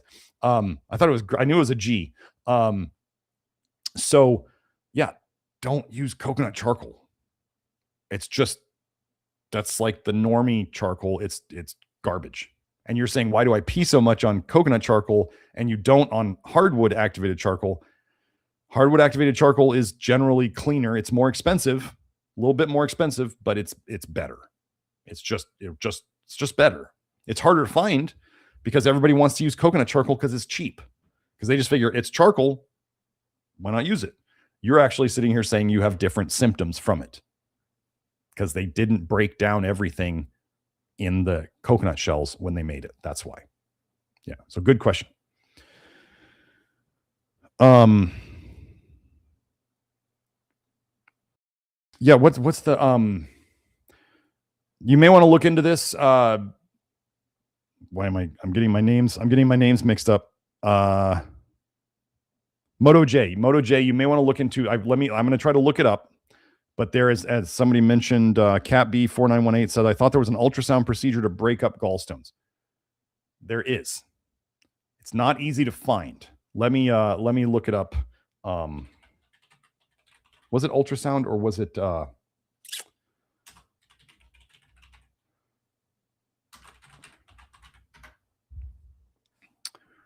it's like a shockwave.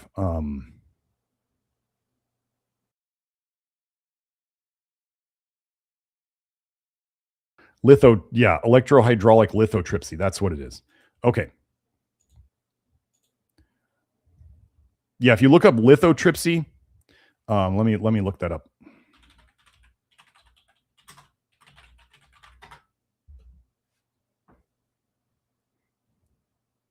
Yeah, it was Shockwave. Yes, here it is. Joe, you can bring this up. Emma TS, what brand of hardwood charcoal should I use? If you're in the States, the one that I found is good quality. Kelsey found a website that they sell bulk hardwood activated charcoal. I can't remember the website right now, but the other one that I've used for years is Zen Principle, and you can find it on Amazon. And they sell like 5 pound bags of it, or 2.5 pound bags of it. So it's a lot. 2.5 pounds of charcoal since charcoal is very light, is a lot of charcoal. So yeah, it is Shockwave. Lithotripsy for gallstones involves using focused shockwaves to break stones into small fragments that can pass through the bile ducts. The most common form is extracorporeal. The extracorporeal means outside of the body. So they're doing the shockwaves from the surface in, right? So they don't put anything in your body. But yeah, extracorporeal shockwave lithotripsy. So litho is stone. I don't know the derivation of tripsy, but basically it's saying they're breaking it up. Typically used for patients with 1 to 3 cholesterol gallstones of less than 30 millimeters in diameter, a functioning gallbladder, and no history of pancreatitis or common bile duct stones. So this would be, I don't know if you've tried to look for this, Moto J, but this would be something that you could do if you can find it. And what they're saying here, see, this is the problem with, this is not something you'd be doing, Moto J, but it says it's about 90 to 95% effective in breaking up the stones, but stone recurrence is high, 30 to 50% within 3 to 5 years, and the gallbladder remains, so new stones can form. This is because this is what happens when you don't deal with the root cause, right? Moto J would be dealing with the root cause. We're not getting them out for whatever reason yet. There may be some sort of blockage of stuff getting to it. That's my theory. It's just not, the body's not moving stuff in there. But we would expect it to come back. This would be like somebody taking testosterone for 10 years, and then they quit the testosterone. And they're like, why does my testosterone go low? I took testosterone for like 10 years because you never fixed the root cause. Why is my testosterone even lower than it was when I started this hormone therapy? Because the root cause got worse in that time, and you were just band-aiding it. Okay, so Moto J said, thanks, Dr. G. I've got 6 stones, but I'll definitely dig into it. Yeah, yeah.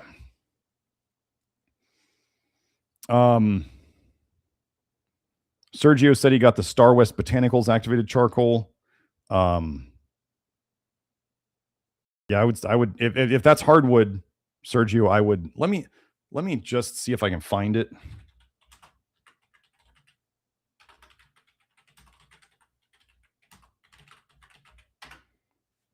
I'll go search,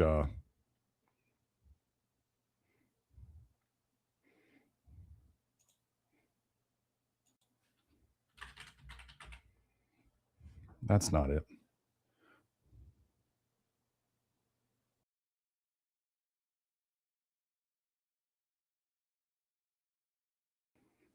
I'm looking at my messages with Kelsey to see where she sent it to me.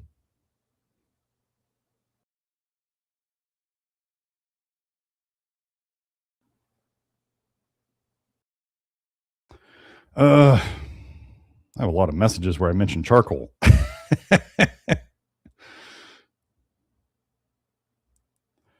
Let me type in hardwood. See if that narrows it down.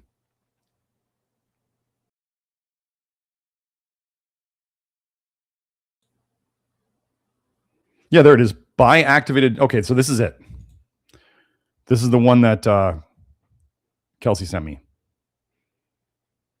So biactivatedcharcoal.com. And it is hardwood activated charcoal powder. They have different sizes. They have a 40-pound box if you want that much, but they also had other sizes too. So yeah.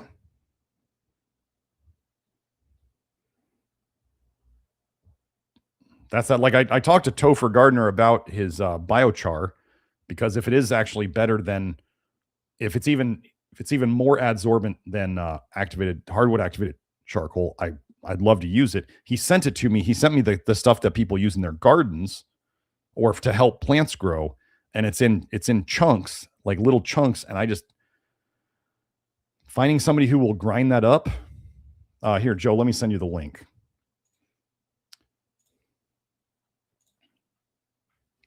Finding somebody who will grind that up. Like Kelsey did not like working when she was making her Nia soda with charcoal in it. And you guys know how charcoal poofs. And Kelsey actually developed a bit of a cough from working with charcoal because she was using the Zen principle stuff, but it just kept poofing and she's breathing it in. And one of the few things that you don't want to do with charcoal is breathe it. It's not like if you guys are getting a little poof at home from making your charcoal drinks or whatever, that's not what we're talking about. Kelsey was like making products and lots of charcoal was getting poofed up and she wasn't wearing a mask or a respirator or anything like that. And she got a little bit of a cough from it. So yeah, be aware of like, don't breathe charcoal. That's the one thing that could cause you problems. So that's, I think that the link that Joe just put up was the email contact for them, but it's buyactivatedcharcoal.com. Yes, there you go. So let's see. We had, was there one more?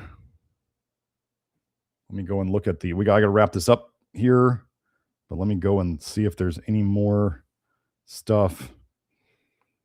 Oh,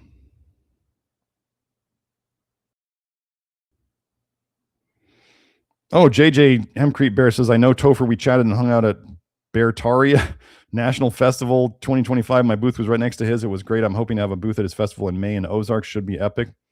Sure. I didn't know anything about this festival. So Sergio asks, there's a warning for lead on my Star Wars Botanicals charcoal by the state of California. I don't get it. There's lead in it or possibility of contaminations. They have the California standards for some of these things are so obscene. They don't take in like how much would be consumed. They just care about the amount. And charcoal adsorbs things. So I would not be concerned about that warning for charcoal at all. We've never seen lead go up in anybody from charcoal. We've only seen it go down. So it's kind of like when people say zeolite's going to put aluminum in your system.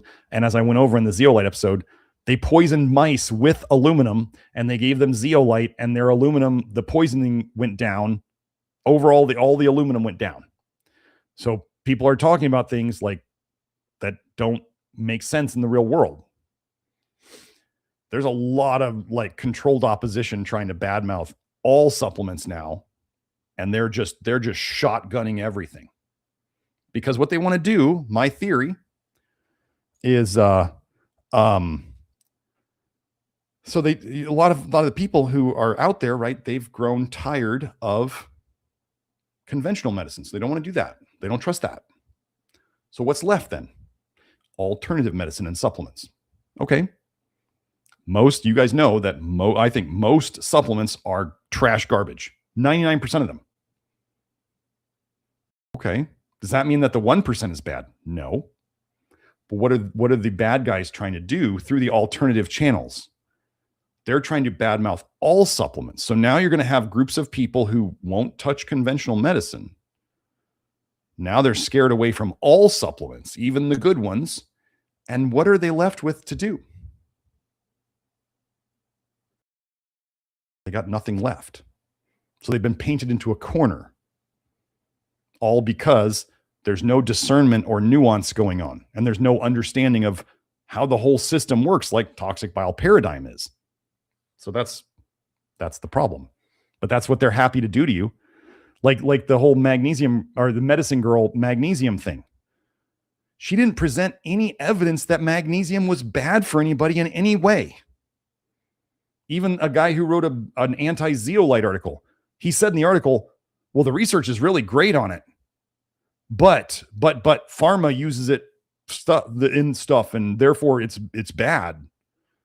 You want to know what pharma uses it for? They use it to take toxic things out of other things because that's what zeolite does. Ooh, that's a gotcha, right? Ooh, you really got them. Pharma uses activated charcoal too to take toxins out of other things. They also use water and they use salt. You must use your brain, people. What if zeolite is the thing that would work the best against the things the bad guys are trying to do to us? And then there's a whole campaign in the alternative side to demonize it when it's a really minor supplement out there. Like zeolite is a minor supplement. For them to go after it so hard, there's a reason. There's a reason why. And we keep seeing people get better with it. Gosh, what a weird coincidence. So, okay, we got that.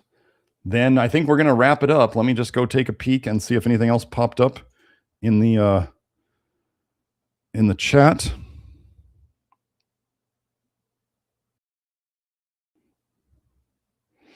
Okay, Sergio said, I take my words back about Saladino and Morley, but it makes me so mad that I did what they said and made me so much worse, like eat liver and vitamin A.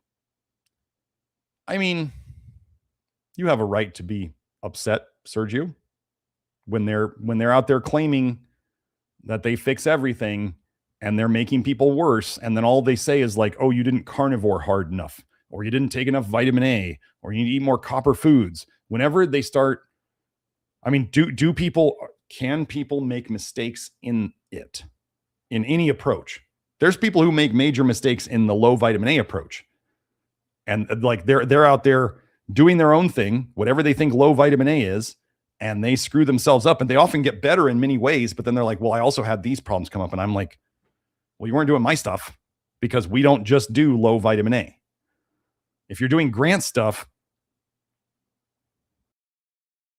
you might get zinc deficient over time.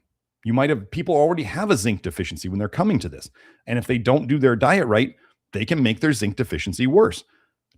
Does zinc involve, like zinc is involved in like over 200 enzyme pathways in your body? Do you think that not having enough of that could cause problems? Yes. Are these people assessing it and working on it? No. Because they're like, well, I'm going to do this without supplements. Okay, cool. You can do all of this without supplements.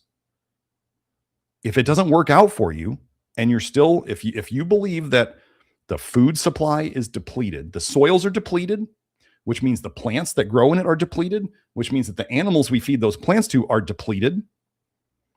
And then we're toxic, which uses up more zinc.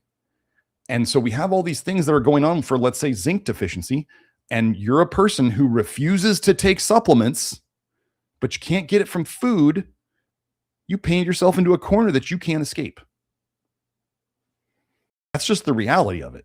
You can't, if somebody wants to be like, zinc supplements are bad and I would never take them, and they have a zinc deficiency and they can't fix it with food, what's their option? What's their solution? So that's that. Let me get to this last super chat. So no more super chats. What is my take on the peptides and GLP-1 crackdown? It's the good old like bait and switch thing. It's like it reminds me of the ivermectin thing. First of all, I think most of the peptides are BS. I don't think they work as well as everybody says. I think a lot of people are affiliates and they're saying that they work really well. And I think people can have amazing healing from placebo. Okay, I'm going to say it now. Because I wanted to know, because I test these things out. I tried some TB500 and some, what's the other one? BPC 157. I tried it. Gave it months. Injected it even. Didn't do the nasal spray. Did I get anything out of it that I can tell? No. I don't think I got a dang thing out of it. I think the people who are getting amazing things out of it is placebo.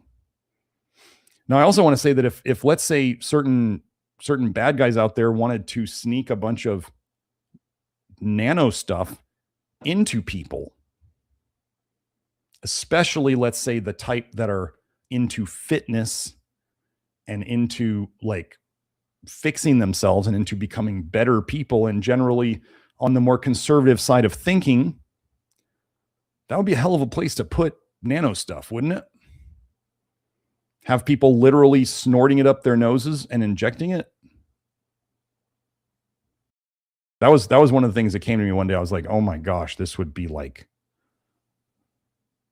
the perfect delivery system to have the right kind of the side of the right to put these things in them voluntarily. They're paying for it. They're paying through the nose for it. So I tried it. I didn't get anything out of it. Nothing. Now I may also be healing pretty well because I've done a lot of health work. The GLP-1 stuff, I did a whole, if you haven't seen the episode I did on semaglutide and GLP-1 stuff, I mean, that's going to be a disaster. It's absolutely going to be like an absolute disaster. The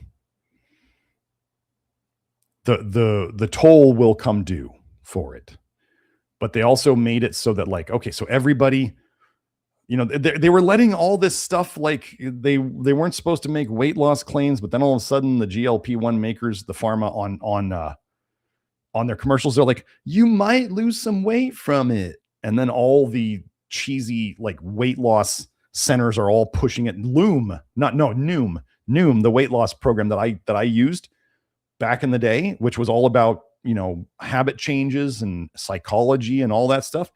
Now they're giving GLP-1s to people, and Weight Watchers is giving GLP-1s to people. And it's like, when you see everyone aligning on something like this, it is a disaster waiting to happen. So the crackdown on it, they're just going to make it so they've built, it was like when they said, ooh, ivermectin's going to get banned. Was it ever banned? No. Now they're trying to make it over the counter. They do the scarcity scare to get everybody to want it. Oh, if the government's going after it, who wants it? The people on the right, the conspiracy types, want it. If they hear the government's going to ban it, there's a certain group that they would love to poison, that if they say the government's going to take it away, that they will run to it. What's happening with the peptides and the GLPs? If they're threatening to ban it or to make them unavailable or to only have them through pharmaceuticals, even if they don't do it, or if they just do a scare, then everybody will want to go buy it. They are masters of simple psychological tricks to get people to buy stuff. There's people saying that this whole ice storm that was going on was simply because it was like a planned thing, because people aren't buying as much stuff because the value of the dollar is going down so much. So people are retracting and not spending as much. And then they do the ice storm to go out and get everybody to spend money. You got to go out and store up so that they get a boost to the economy, and they get people to deplete their savings further. So they're in more of a desperate situation when it comes due. And they're like, well, I bought all this food and now it didn't happen. So now I'm just further in debt. So Cassidy says people taking GLP-1s look sickly. Well, that's most of them who are just taking, they have like, there's already like GLP-1, there's like semaglutide butt and semaglutide, I think they called it semaglutide face, where people are basically, because they're starving themselves. I mean, literally GLP-1s make you have less appetite. So it's not fixing anything. It's just making people eat less. Okay. Your body still has caloric needs and protein needs. And so it will go and dig out what it needs from your muscle.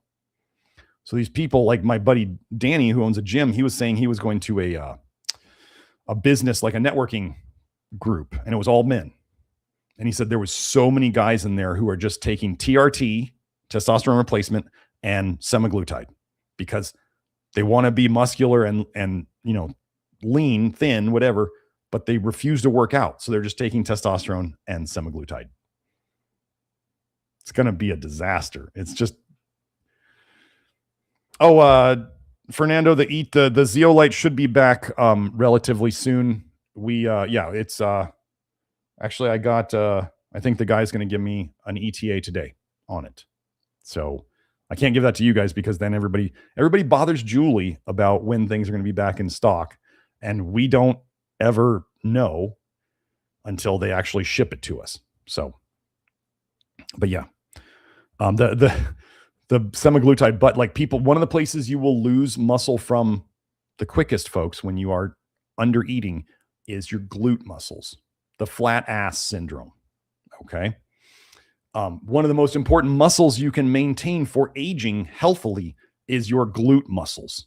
So if we have GLP-1s taking away people's butts, and the glutes are some of the most important muscles to help you to age properly and for strength and power and protecting your back, as an example, that part's going to be a disaster. And then people are losing muscle from their face, so they're looking very sickly. Yeah. So don't do that. All it's doing, I mean, in theory, as I went over, there's already class action lawsuits on GLP-1s, massive class action lawsuits where basically food would sit in people's guts because it's slowing down the transit. That's why you're not hungry. It's because it slows down. The food is just sitting in your gut, like rotting at 105 degrees or whatever it is in there. And so you're not hungry because your body goes, oh, there's still food here. We're good. We got food. We don't need to eat. And it's just literally rotting. So yeah, it's going to be bad. But they're going to make it look like everybody needs it and everybody wants it because the government's cracking down on it. Yeah. Now they're even doing white label, like the peptide companies are doing white label. So like, as an example, what I mean by white labeling is if I wanted to have my own peptide line,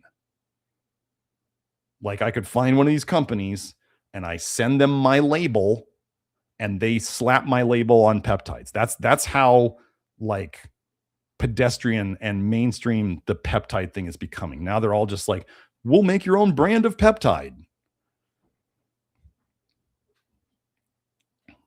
And I saw some stuff on people using like the melanotan 2, which is supposed to help you, tan better. So you go out in the sun and it increases your tan. There was one person who's like, I started using melanotan 2 and getting a lot of sun. And she's like, a couple months later, I had skin cancer. When you start accelerating, so remember, if the body can't do something, if the body's not doing something, and you take something that makes it do something, and the body wasn't doing it because it either couldn't or it didn't want to, and now you're making it do that. That's what drugs do. So, and if we know that as we get less vitamin A in our skin and less PUFAs from like seed oils, that people tan less without getting skin damage, but then you take this peptide and it makes you tan more. And then people are saying you got to watch out for skin cancer with it. And we're saying this is all toxicity in the skin. So what is this melanotan doing in your skin? Is it stopping your detox of your skin? So you're accumulating more toxicity. So then you tan more. Remember, Really Tan Man on Twitter says he's like a tanning expert. And he's like, you have to have tons of vitamin A in your diet to get a good tan. Weird coincidence, right? So I don't trust the peptides very much. I didn't see them do much of anything. Everybody says they do stuff, probably because they all have affiliate programs and they're happy for you to buy it. But yeah, I don't trust it. But I think the cracking down is to get people to buy more of it. And they won't ever really crack down as much as they say they're going to. So, and certain companies will figure it out so they get to hang out longer and sell to everybody. Maybe they have a little special relationship with daddy government. So yeah, that's my theory on that. Okay. Well, we got 2 super chats. I'm going to hit these. No more super chats. I'm really putting my foot down after this. These are 2 from Tommy. Hey Doc, any thoughts on the Berkey water filter? It's better than nothing. I'm sorry. I'm thinking of Brita. I was thinking of Brita. Brita is like, it'll take a little bit of chlorine out of your water. Okay. Berkey is definitely usable. My issue with the Berkey is it leaves, as they advertise, it leaves the minerals in the water. It also leaves the fluoride in the water, unless you buy the fluoride filters, which apparently are a pain in the butt and have to be changed often. So like Tucson water, as an example, Tucson water has uranium and arsenic in it. I see it on hair tests. That was one of the first things I started noticing when I used to do hair tests on people who were local. When I had my brick and mortar business, everybody who came in from Tucson had high, elevated uranium and arsenic, and I had it in my hair too. I don't want that. Like, I don't want to have a Berkey and still be drinking uranium and arsenic in my water. So that's why I moved to now when I say an RO system, RO water distilled water is fine. I don't mind it. But the thing about distilled water and RO water is when you take they take the minerals out of the water too, good and bad. Well, that usually tends to reduce the pH. It makes the water more acidic because minerals are generally alkaline. For whatever reason, the AquaTru, and that's AQUATRU, doesn't lower the pH of the water. I don't know how they do it, but they're the only one that doesn't reduce the pH of the water by putting it through the RO system. So I like that. I use the AquaTru for drinking, and I use the Aqua Youth 2.0 shower filter in the shower because it's the only one I've seen that says it reduces copper in the water. So there's that. And next question from Tommy was, am I familiar with Dr. Tom Cowan? Yes, I think he is controlled op. I think maybe he used to be good, kind of like Rogan. I think Cowan used to be good. Now he's been bought, is my opinion. I don't want to have anything to do with him. So there's that. Last question from Tommy, last super chat. So thank you for these super chats, Tommy. Any thoughts on St. John's wort as a cytochrome P450 inducer to detox? We're not going to push. Whenever you see something that pushes something faster, you got to wonder, most of the time these things slow down detox, but why is it speeding up detox? Is it toxic itself? Like when I talk about the mouse study where they gave the young mice alcohol and their ALDH went up, they sped up. But in the old mice, they gave them the same alcohol, and the old mice, the ALDH slowed down. So we know that alcohol is a toxin, but in younger mice, it was able to go up, and in older mice, it went down. So not only are they more toxic, but their ability to detox went down. So I don't tend to take things. We want the cytochrome P450s to work normally, like they're supposed to. We're not trying to artificially accelerate them. Yeah, I wouldn't try to push it. St. John's wort is one of the few herbs that I think might be okay, but it helped me. I can say St. John's wort helped me when I was in college, and I was, well, I'll just be blunt. I was smoking too much weed. I wasn't exercising. I was eating like crap, and I finally decided I want to get out of it. So I looked at my life and I said, what am I doing wrong that could be making me depressed? I was like, okay, so I'm sitting in a dark apartment most of the day. I'm smoking too much weed. I'm not exercising. I'm not eating well. And I'm wearing black all the time, like black metal, like heavy metal type shirts. And I went, is this what a happy person looks like? Is this what a happy person does? And so I changed all of those things. I don't wear black shirts every day, just so you know. I wear them for this, but I don't wear black shirts every day. But so I changed all of those things. I started getting, white shirts and colored shirts, and I just went outside more, and I turned on the lights and opened the door so I got natural light in the house. And I started taking, I found a mixture when I was in Colorado at this health food store. I found it was a liquid tincture. It was a mix of St. John's wort and kava kava. And I started taking that, and between all the things that I did, I can't say that did all of it, but between all the things that I did, it helped get me out of that. So I have kind of a kava kava. You got to watch out, because kava kava can lead to anhedonia, or the inability to feel emotions and have feelings. So kava kava also, when it's abused, like in the islands, it can lead to liver damage.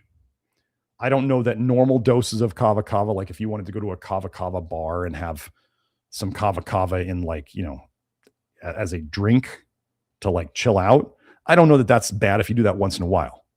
If you were doing it every day to like actually get like a kava kava, like effective a buzz of it, that might be a problem. I mean, if you are affecting your mental status you're negatively affecting the liver. This is Chinese medicine right here. Like if you are making your brain work differently, you are affecting your liver. So St. John's wort does that too. So I wouldn't do it. I mean, if you needed it like in a pinch, like I used it, if it was in a pinch and you were doing other things to fix so I was doing root cause stuff, right? I was getting light. I was getting exercise. I was not putting poison in my body for smoking tons of weed. Like I fixed a lot of the root causes. And then I also added the herb, which then eventually I got rid of because I had fixed a lot of the root cause and I ate better food. So yeah. Oh, Cottony Circle says St. John's wort can cause anhedonia too, big time. And she said she's seen Saint, or I don't mean to say he or she. Anyway, Cottony Circle, I can't tell. I'm not going to gender you. Anyway, I've seen St. John's wort ruin many lives. Do not take it. Yeah, so I used it short term. And then when I didn't need it anymore, I got rid of it. The whole plan was like, isn't that what they're supposed to do with like benzodiazepines, like Valium and antidepressants? Like they're not supposed to be forever. But what does pharma love? Just get on it forever. Just stay on it forever. Remember, herbs nobody has an herb deficiency. It doesn't fix anything.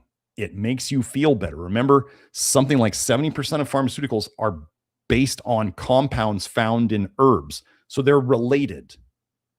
Their pharma and herb compounds are directly related. Just because there's 2,000 other compounds in the herb doesn't mean that it's not having like a drug-like effect on you. That's why pharma sponsors most of the herb research, because they want to find new drugs. Like universities don't have the money to just be like, oh, we want to do a St. John's wort study. Like they don't have the money to do that. They need to get grants and they need to get money from somewhere. And the pharmaceutical industry is built upon plant compounds that are just tweaked. So,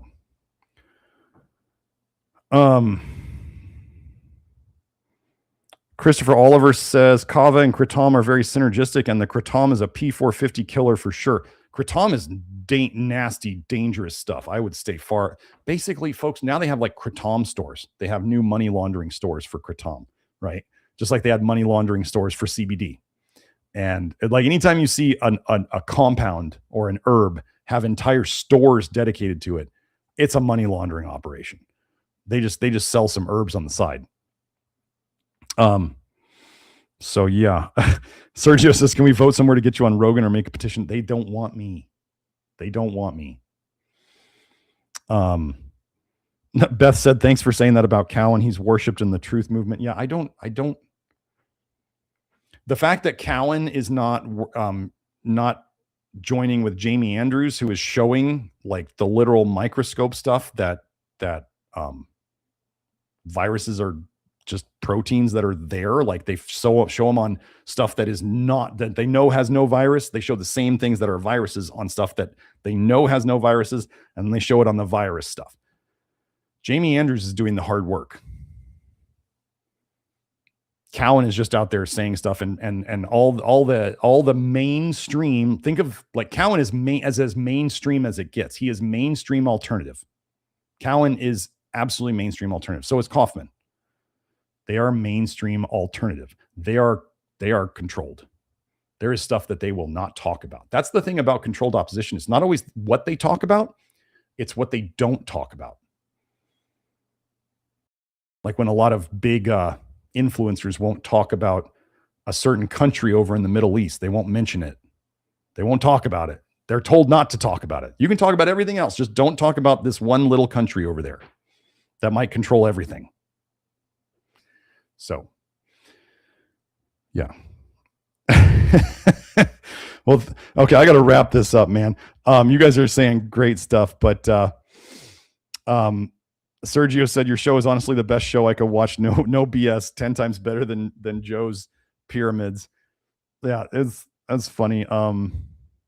Maria Light says, does zeolite constipate like charcoal? No. Zeolite, if anything, moves the bowels better. Actually, when people often start on zeolite, they may get a little loose at the start, but that goes away.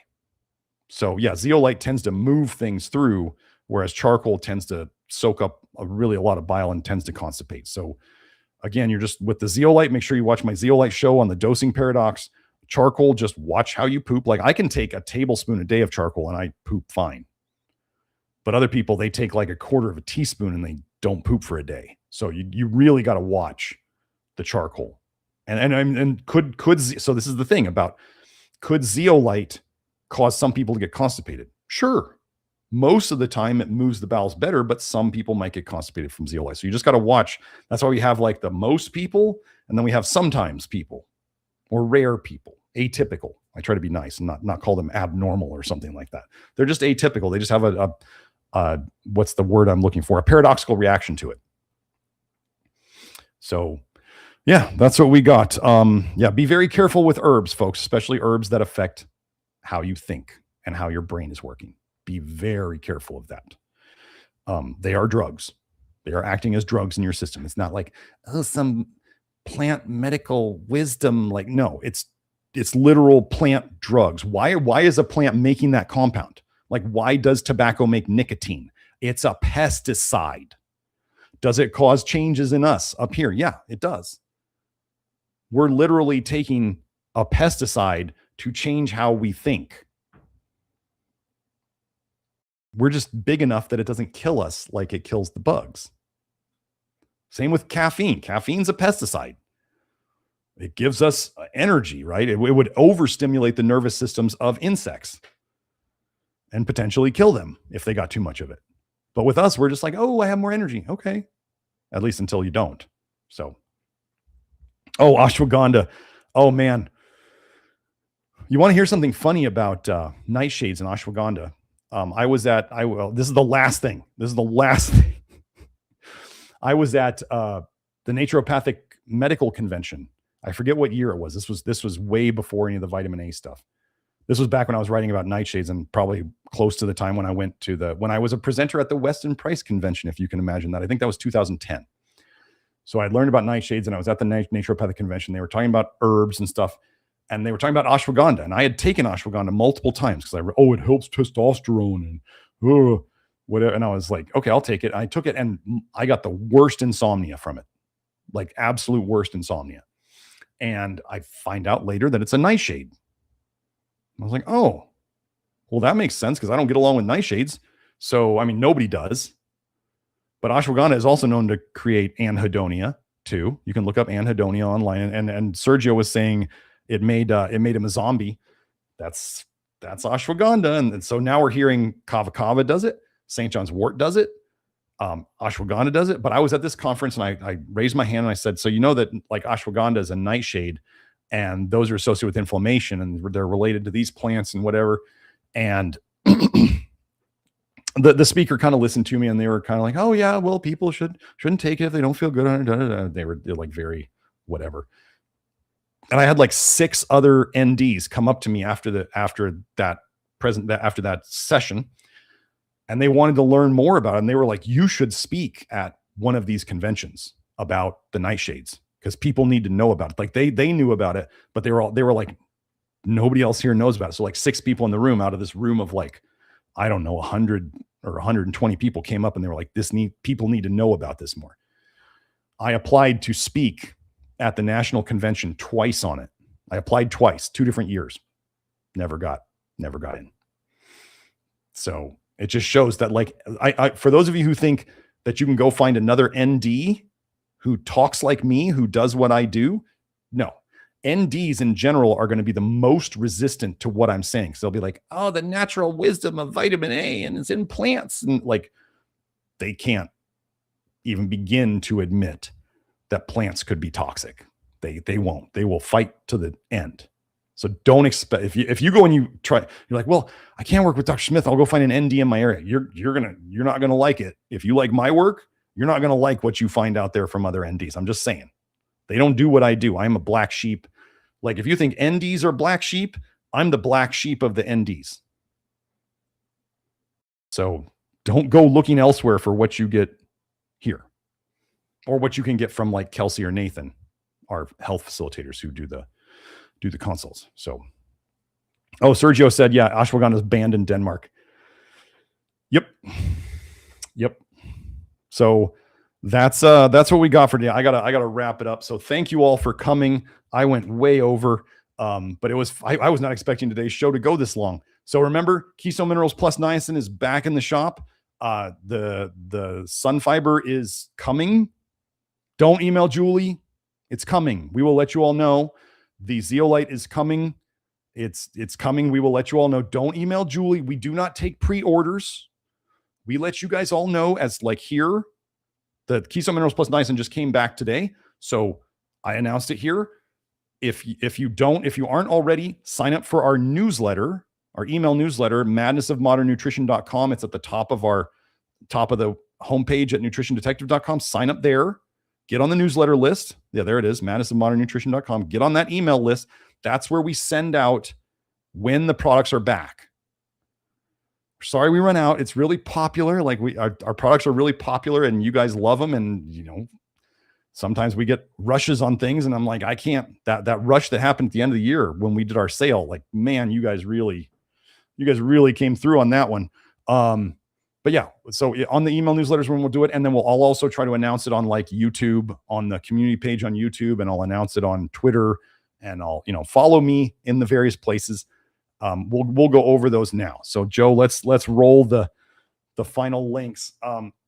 So, oh, you're welcome, Cassidy. Thank you for saying it was a great live stream. So past live streams, if you want to find our past live streams, that's on the live tab. You can see that link right there, but it's also on the live tab on our YouTube homepage.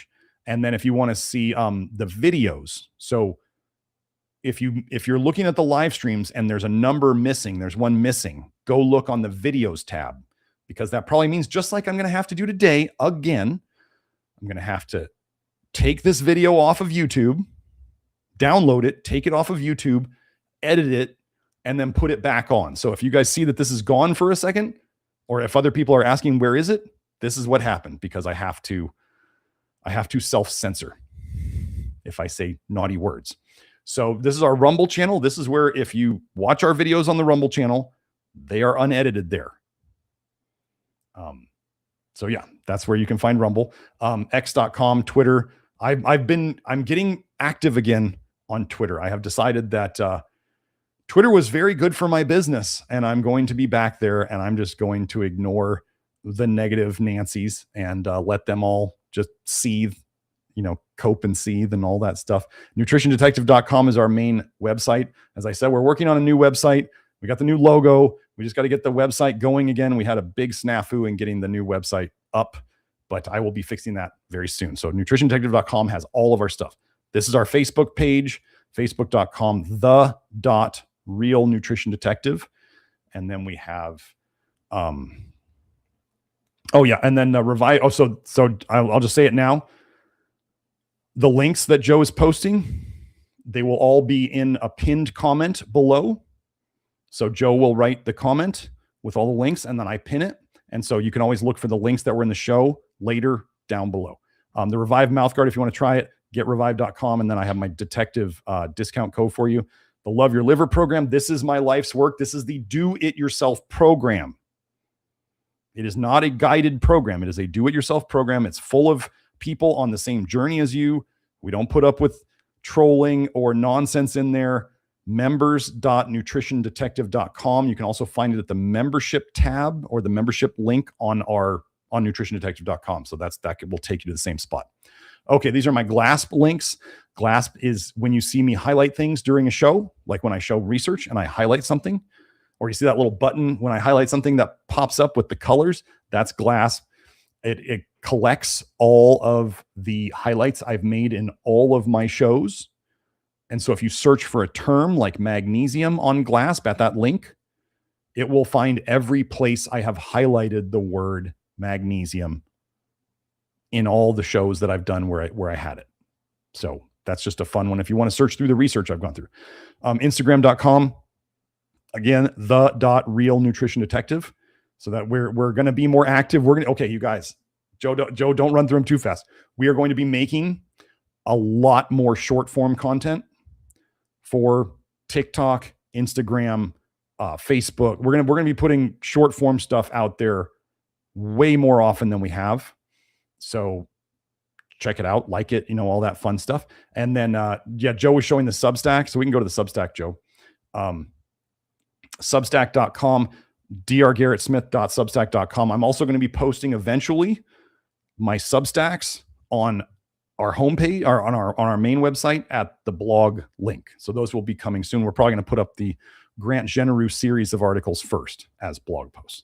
So this is how, if you want to work with one of our health facilitators, Kelsey or Nathan, this is where you can schedule a consultation or first you purchase the package, then you do your labs, we get you scheduled, and then we do the consult, and then you get the 6 months of office hours small group support, like Zoom meetings where you can ask me questions. So whoever you work with, if you work with Kelsey or Nathan, you get access to all three of us, our office hours for 6 months. So even if you work with Kelsey or Nathan and you want to talk to me, you can do that through the office hours. Okay. Is that all, Joe? I think that's all, huh? Okay. No, we got, this is Love Your Liver live stream number 235, back to doing a live one. That some of the future ones, I think the one with the diet stuff is going to be pre-recorded, but yeah, we just went over the sardine fast and why people seem to do better on it. I didn't go over one thing. Hold on. And we went to the sardine fast. I wanted to go over what arsenic toxicity looks like from the sardine fast. And then we did the subscriber Q&A. So Joe, I'm going to share my screen again. Here we go. Let's do, I forgot to cover this one thing since we did the sardine fast today, or the sardine dieting. I wanted to go over this. So this, are we looking at it now? Yes. Okay. So this was a Twitter post. This gentleman, Gamashan, of course, an anon, but anyway, planning on eating only sardines for 2 weeks, 48 cans here. If this can't bottom the market, nothing will. So 2 weeks, 14 days, 48 cans. That's 3 cans a day. Here, Joe wants the link. There you go. So that's only 3 cans a day, right? That's like 500 calories. Okay. What did he say next? What was his update? So December 27th, 2025. And he posted the next one on January 2nd. December 27th to January 2nd. That's how long he lasted. Had to stop this, unfortunately. My ketones skyrocketed to borderline dangerous levels, accompanied with racing heart rate and insomnia/anxiety. It seems was his judgment. It seems my body is just too dependent on sugar to hard cut like that. Gonna regroup and work on gradually reducing sugar over time before trying again. Let me go to my post now. Here, Joe, I'll send this to you. So that was the original post. Now this is my response. I said, all the symptoms here are likely related to arsenic toxicity from the sardines. This is to be expected from high arsenic fish. Fish and shellfish cannot be trusted these days. If you guys don't know, in the Love Your Liver program, we don't generally do fish or shellfish. So what I did was I found 3 papers connecting arsenic with his symptoms. Arsenic exposure induces glucose intolerance and alters global energy metabolism. Can you say hyperketosis? Right? That's what he had, a glucose intolerance. Well, if you can't use glucose, if you're intolerant of glucose, oh, Joe, you want the link for this image too? These are just the links to the images in there. So let's go to the next one. He said he had a really fast heart rate, really high heart rate. Arsenic-induced atypical ventricular tachycardia. Tachycardia means fast heart rate. So let's go to the next one. And he said he couldn't sleep. Urinary arsenic, pesticides, heavy metals, phthalates, polyaromatic hydrocarbons, and polyfluoroalkyl compounds are associated with sleep troubles in adults. So we could track all 3 of his symptoms to arsenic. And he was eating, I don't know how many cans a day, but he only lasted 6 days. So he blamed it on sugar withdrawals. I'm blaming it on toxicity coming in. So, yeah. That's a fun one. So anyway, that's yeah. So if you want to go do the sardine fast or the sardine diet, you better be sure. So people will say, this is the argument that people are making. They're saying the organic forms like arsenobutane and the other organic forms of arsenic in fish are generally they're not toxic, and they're generally quickly absorbed or quickly excreted by the body. This may be true. Okay. If you want to trust people saying this form of arsenic isn't toxic, That's up to you. You can do that. However, as if you go and you start looking on research, there is inorganic arsenic, which is the really bad stuff in fish and sardines. And when people focus their diet on eating one food, which actually, from what I recall, there aren't a lot of good, the amino acids that really would help with arsenic detox are not high in sardines. Neither is zinc. You need zinc to detox arsenic. So they're eating a diet that is not very helpful in detox and may be higher in inorganic arsenic than they want to admit. And then we see problems like this gentleman had. I wanted to help this gentleman by posting this and help others to not go on a fad. And here's the weird thing. I want to talk to you about real quick about the weird thing that they did. Joe Rogan talks about he was eating was he doing 3 cans of sardines a day? I think, or 3 cans of sardines a night. I think it was what he said. It was like his snack at the end of the night because he's kind of carnivore. And then his doctor tested his urine for arsenic, and it was elevated enough that the doctor said something's going on. And Joe Rogan was like, "Oh, well," the doctor was like, "Are you eating fish or shellfish?" I think that's what the doctor asked him. And then he said, "Yeah, I'm having like 3 cans of sardines a night." And the people who are all for the sardine diet will say the urine test, if that's what they did, I don't know if they did a urine test or a blood test, I don't remember, but a urine test for arsenic doesn't distinguish between organic arsenic compounds and inorganic arsenic. It doesn't distinguish. So it'll just say there's arsenic in your pee. Okay.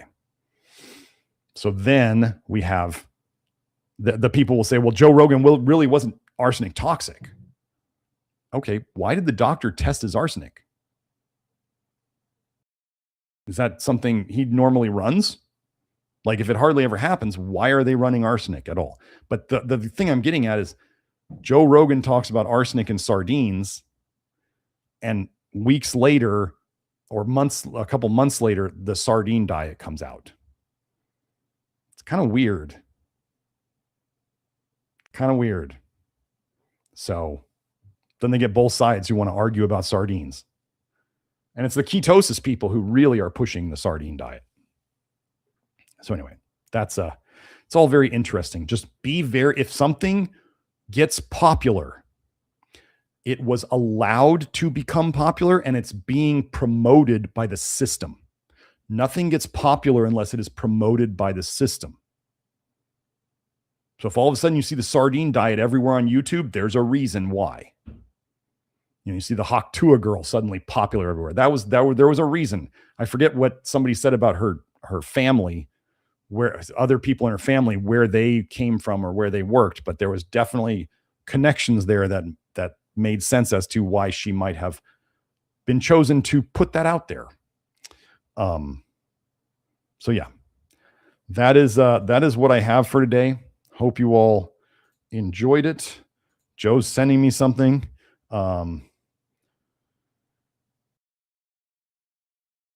Yeah, no. Okay. We're good. Okay. So I will see you all next week. Sorry for going over to my inner circle people. We will see you in a couple minutes over there, and have a great week. Bye now.